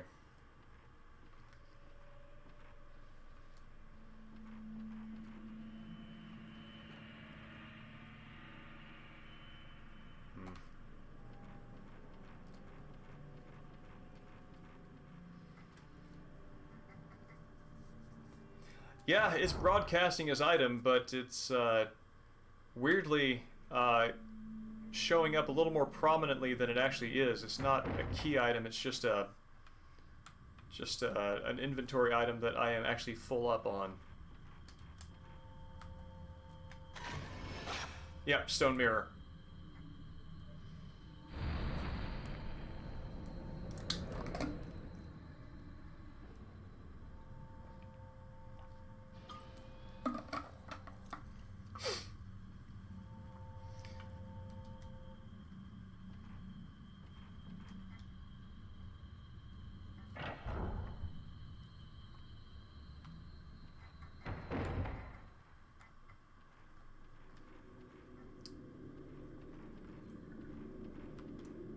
gonna be another ghost that falls repeatedly, comically.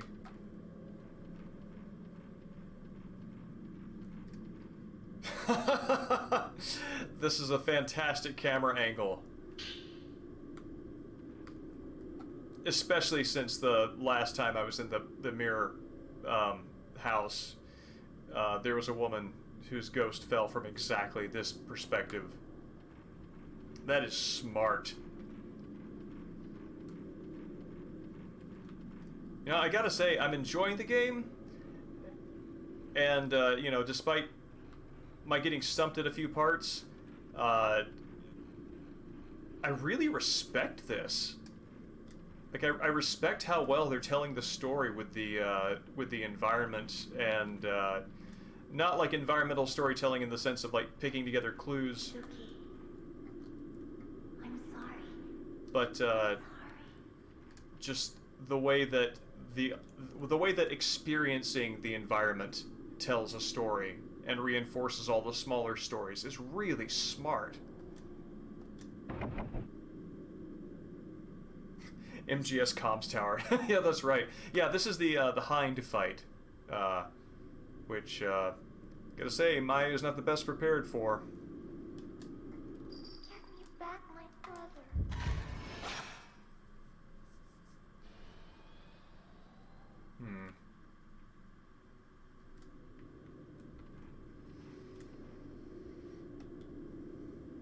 Try calling to her, but she doesn't answer. Oh, the bells. The bell design. I probably have to fight something involving bells to get the key to open that door. And that probably relates to what was scaring me in the room with the mummy. Great.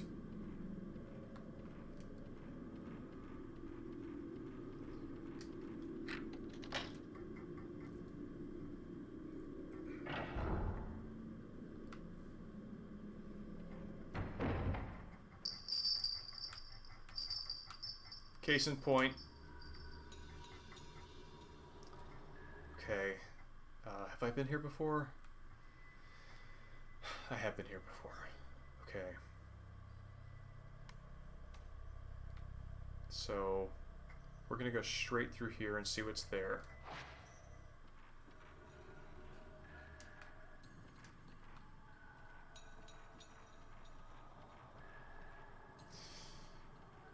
Oh, camera, you are getting uncomfortably far away from my protagonist. Yeah, man, with the camera hanging so far back when you're going down a long hallway like that, it kind of creates the emotional feeling of abandonment. Like the game is ditching me. That's not fun. Alright.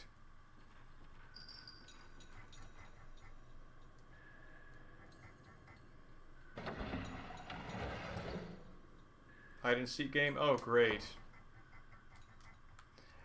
Yep, I kind of remember this from my playthrough almost 12 years ago.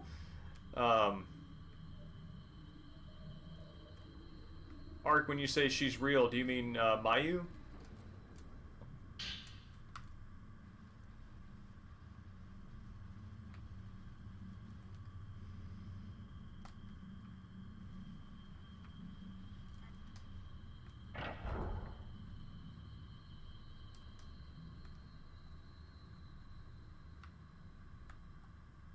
That's interesting. Looks like there's a door behind there.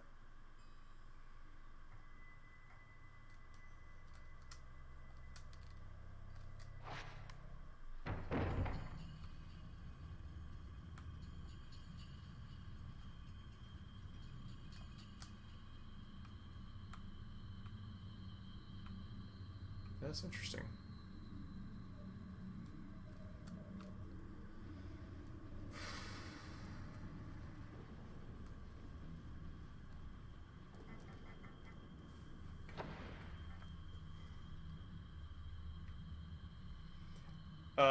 Yeah, the girl that we saw locked away in the room that that Mio called to, that she is real. She is this character's flesh and blood sister who has been possessed by the spirit of a failed sacrifice.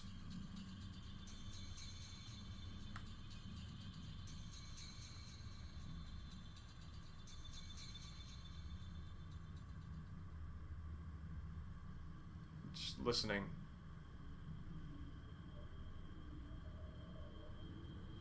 Interesting. So,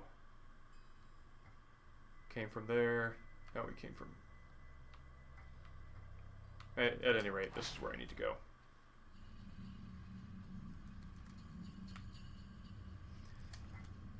Well, just for some context, so yeah, my main character and her twin sister were lollygagging in the forest, and... Oh, wait, this is... I know where this is. I don't think this is where I need to go.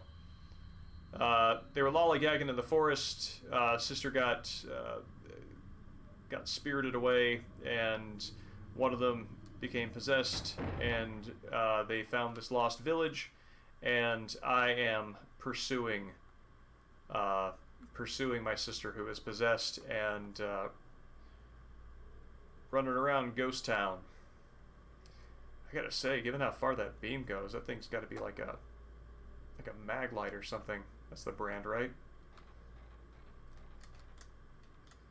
Oh no. Is this a one-way street? Oh my god.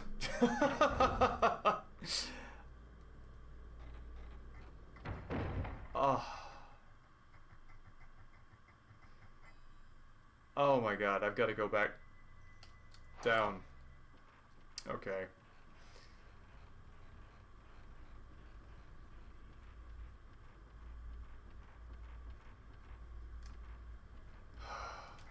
Alright, let's do this.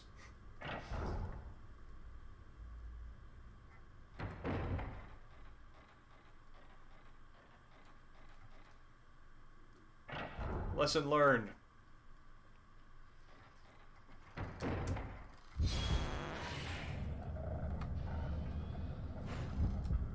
Alright.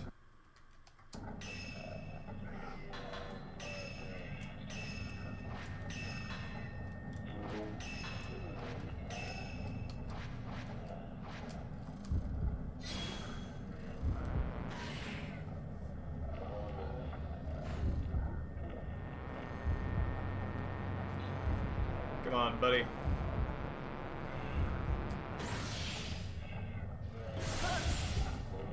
Okay, that's cool.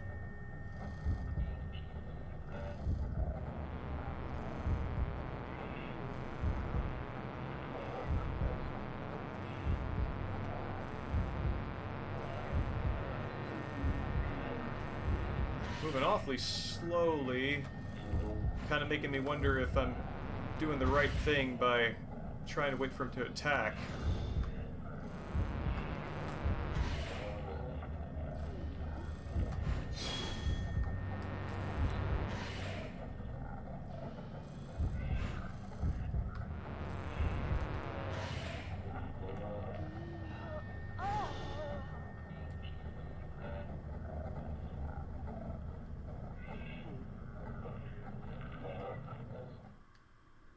Okay.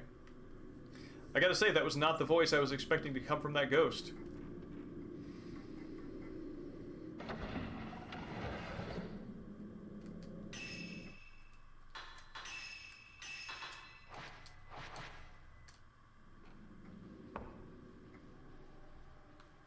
Well, thankfully, they made this room very easy to access from the sky bridge, so it's not that much of a runaround.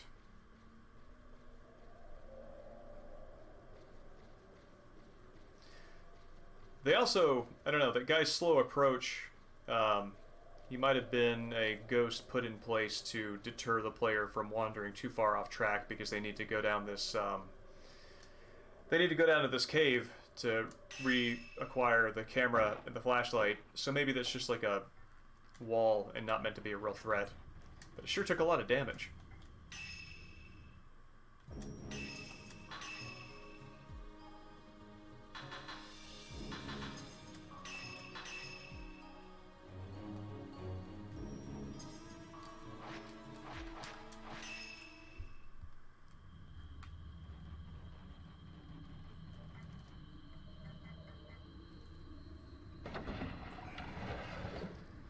Alright. Now, where to go?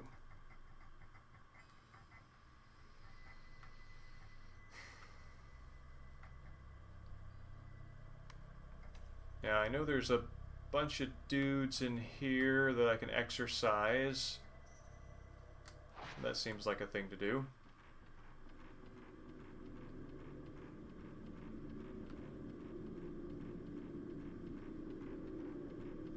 Oh, I don't like those hallways one bit. What is in here, though? Yeah. Boards have been nailed over the window because whoever lived here before definitely got jump scared by that kid.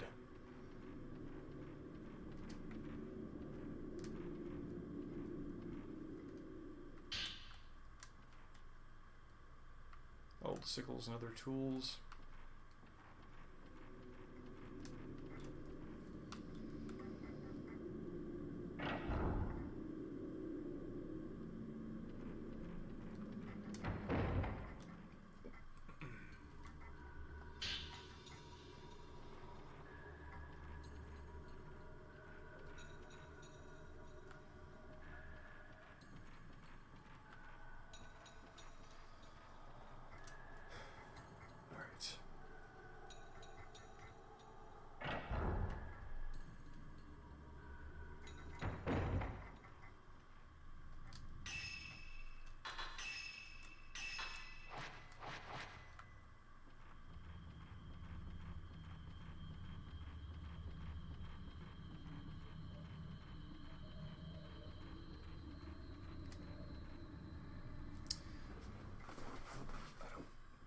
No.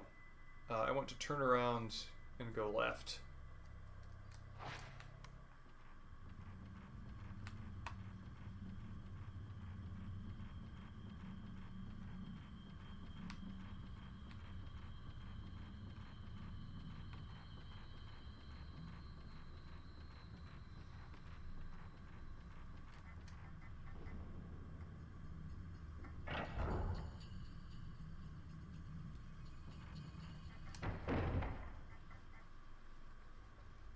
Alright, chumps. Let's do this.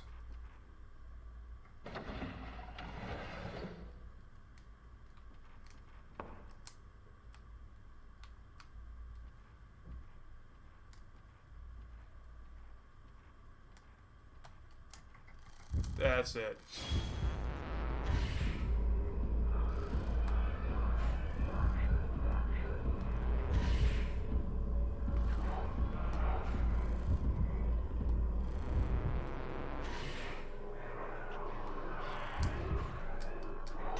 Let's load better film here.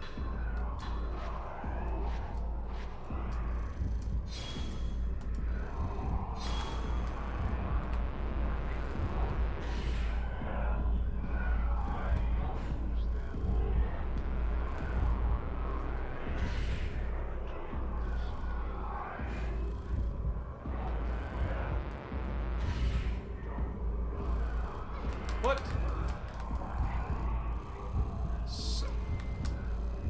How? Oh no, I think somebody was in the wall.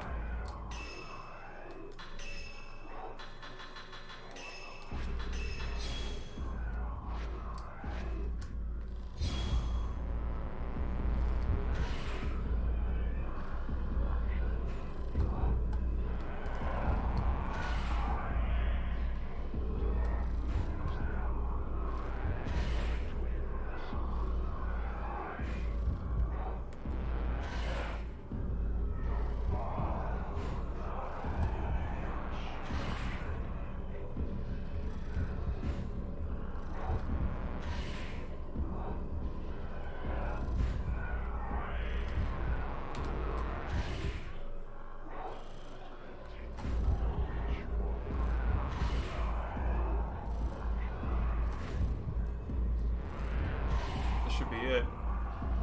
Yeah, there we go.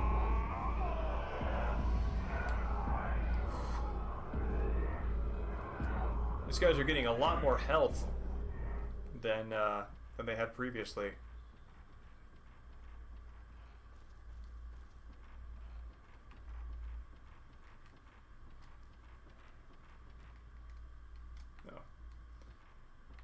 cannot carry that more.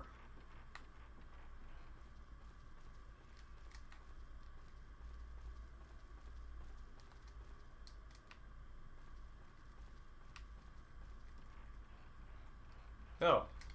I guess fighting them was purely for the pleasure of it.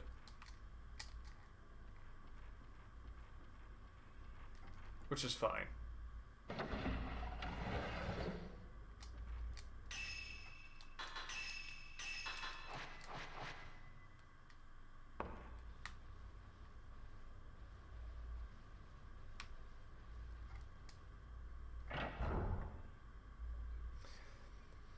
How would I rate the pleasure of it? I would like for them to have been a little more aggressive and a little less clippy in the walls. I do understand the pace of combat isn't, like, it's not an action game, but I do kind of wish they would enter into their attack poses a little faster, especially at this point in the game, because they're not really the sort of wars of attrition that they should be early in the game. At this point, I feel like I should be able to take out enemies like that pretty quickly. But overall, it's fine. It's fine. Okay. I think there was stuff in here. I mean, self-respecting ghosts don't hide in walls. And if there's anything I'm getting from these ghosts is that there's a lot of self-esteem here. Place is haunted with confidence. And I expect them to have the ethereal guts to come out and face me.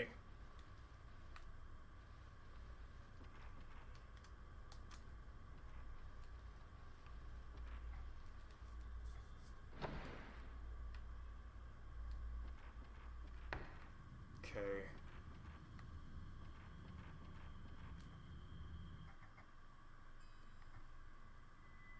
Deluxe tatami room.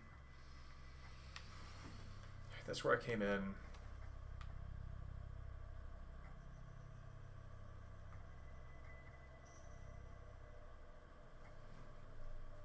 Let's see. I guess upstairs is the way to go. Excuse me.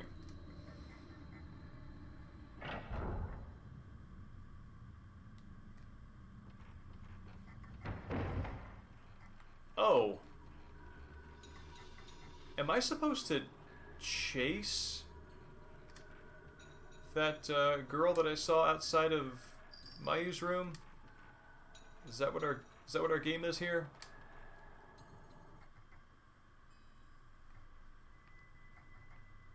So where did I see her?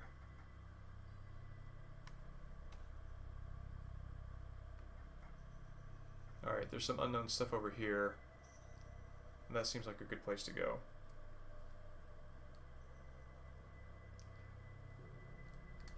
Harder to find? Yeah. Okay.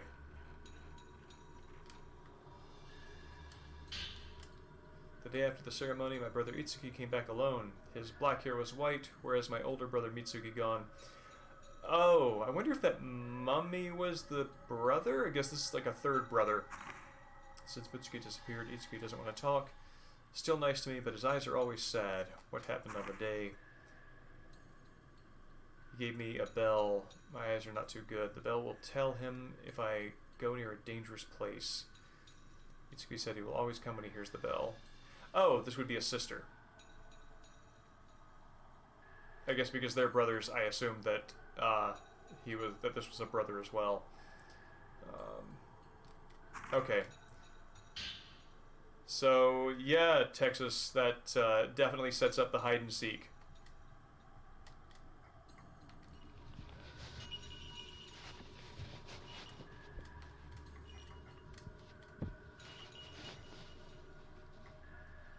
Oh no, I don't like this at all.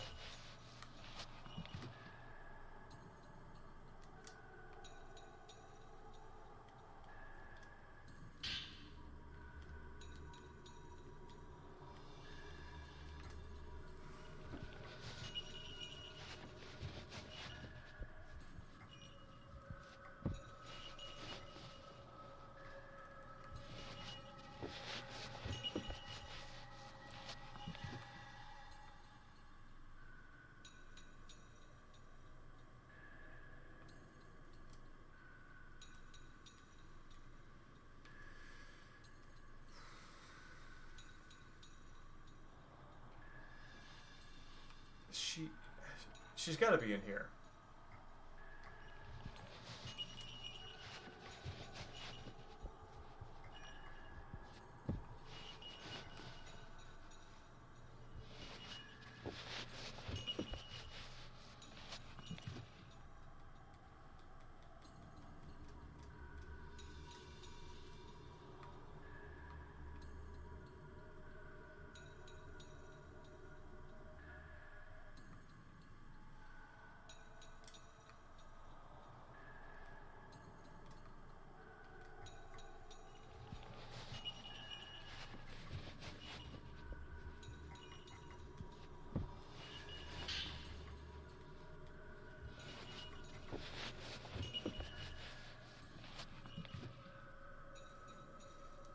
Okay.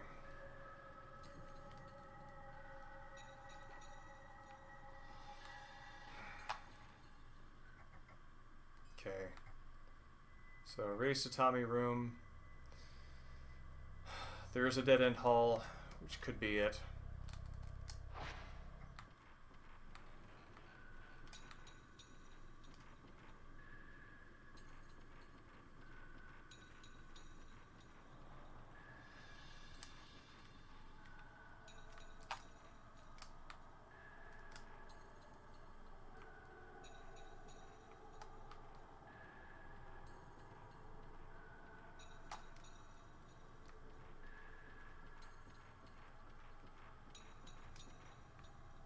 Okay.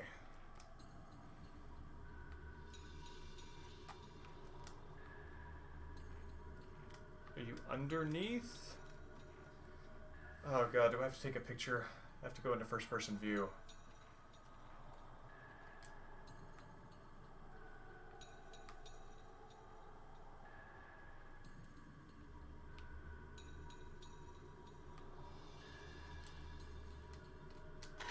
Oops. Okay.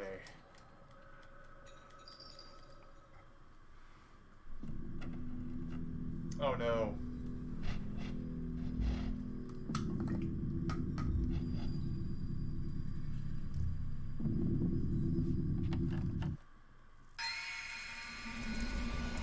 Oh. No, no, no, no, no!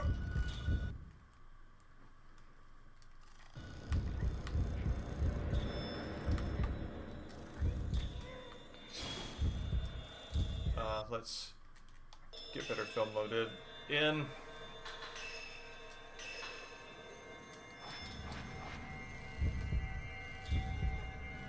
Oh god!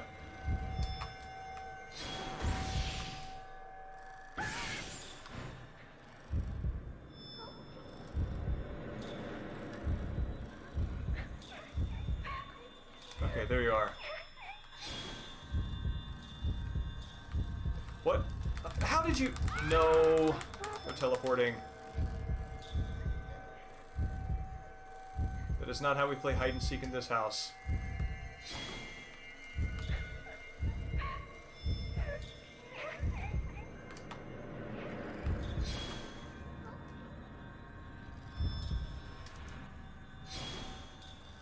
Oh god.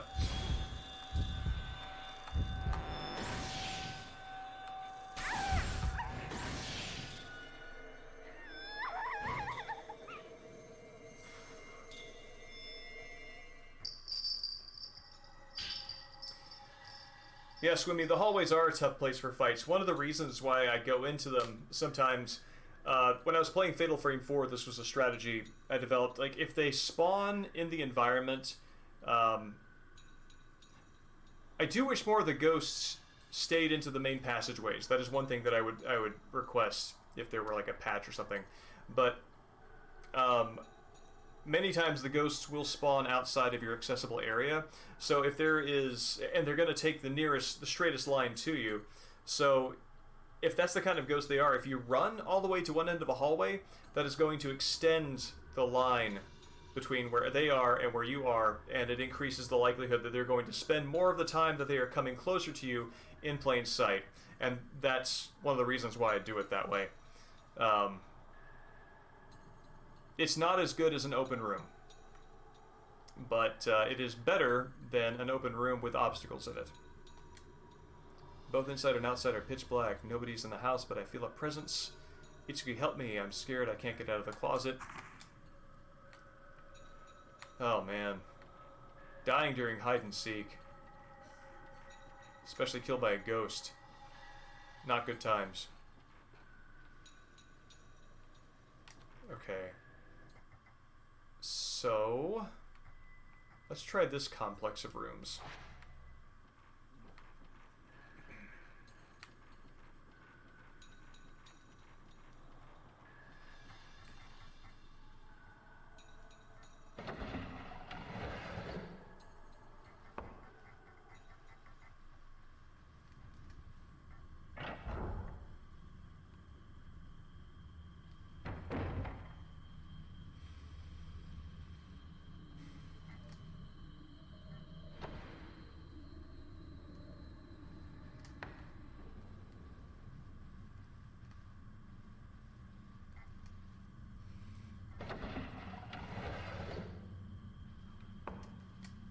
Hello?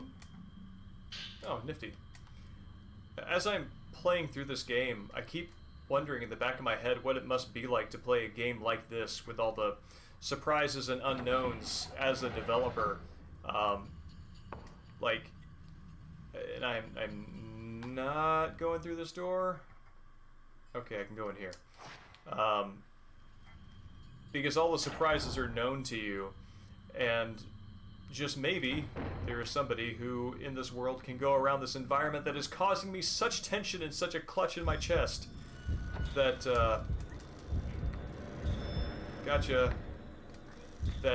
it is just totally normal to them.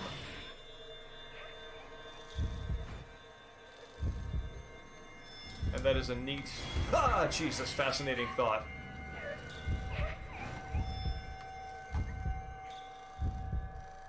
No, no, no, no, no, no, no, no!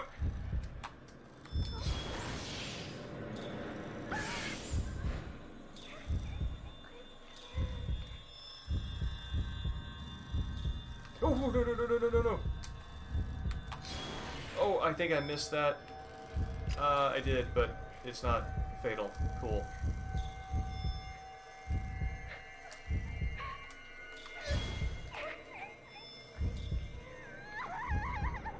What?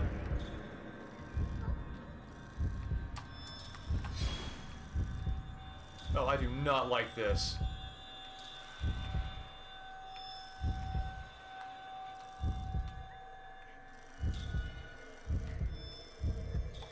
You know what?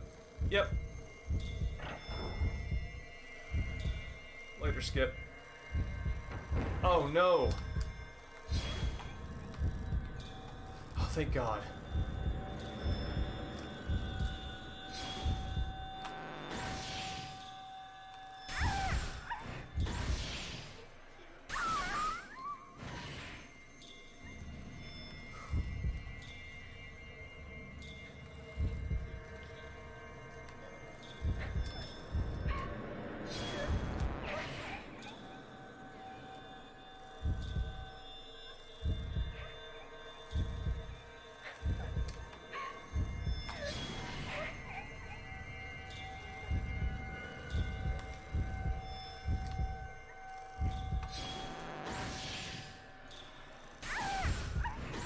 Gotcha.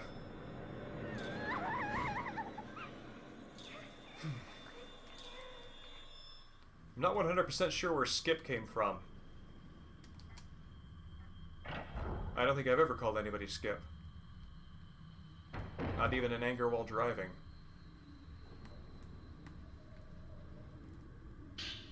Oh, nice.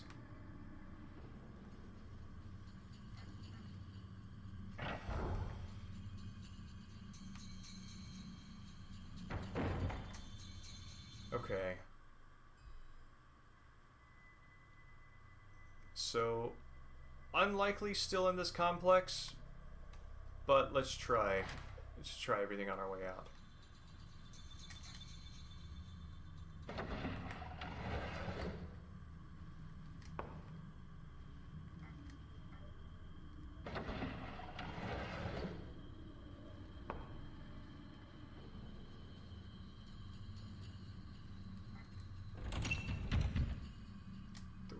broken? Oh wait, this is the one that's covered with furniture. On the other side, I think.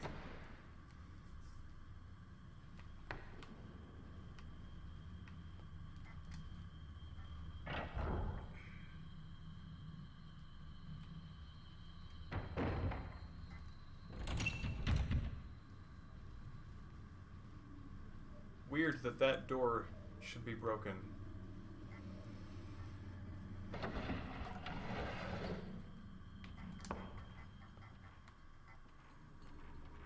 Okay.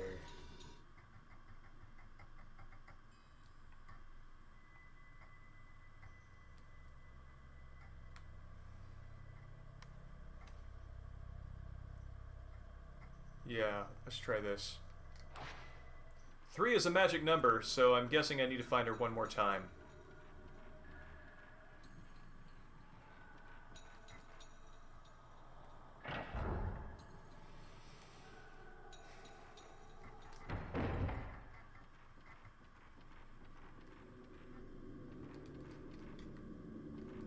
Okay, this is where Mayu is. Right.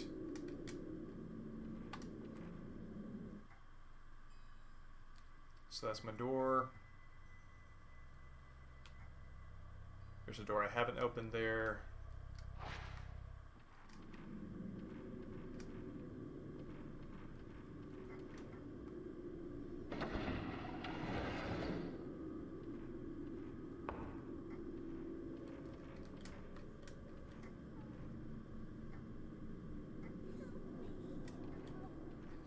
Oh no. No, no, no, no, no, no, no. No, no, no, no, no. Oh god.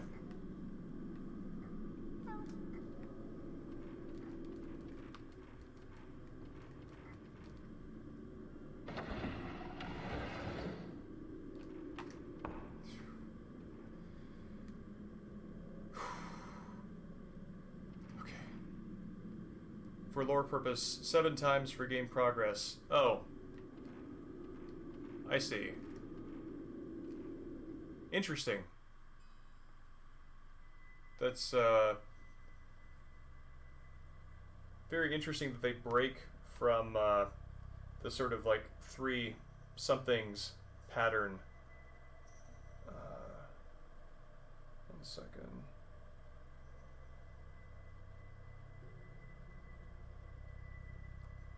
For lore purposes. Alright, that's done. Okay.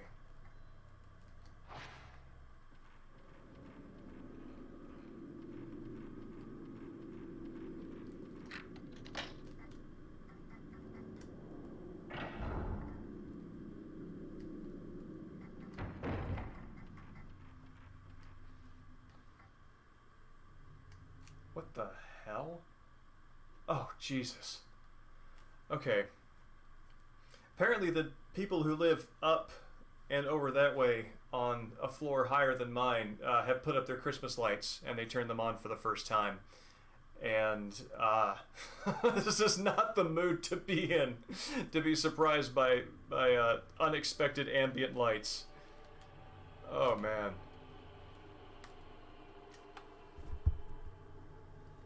That's right, shine. All right, it's 10:08. I think I'm reaching my tension point here. So what I'm gonna do is I'm gonna find a save point. I'm gonna decompress with some Mario 35, and yeah. Actually, on the note of Shine Arc, my Halloween movie this year was Doctor Sleep, the sequel to The Shining. And as far as horror movies go, it did have one scene that was pretty rough to take in, but story-wise, it's interesting. I remember seeing it panned, but I don't think it deserves it.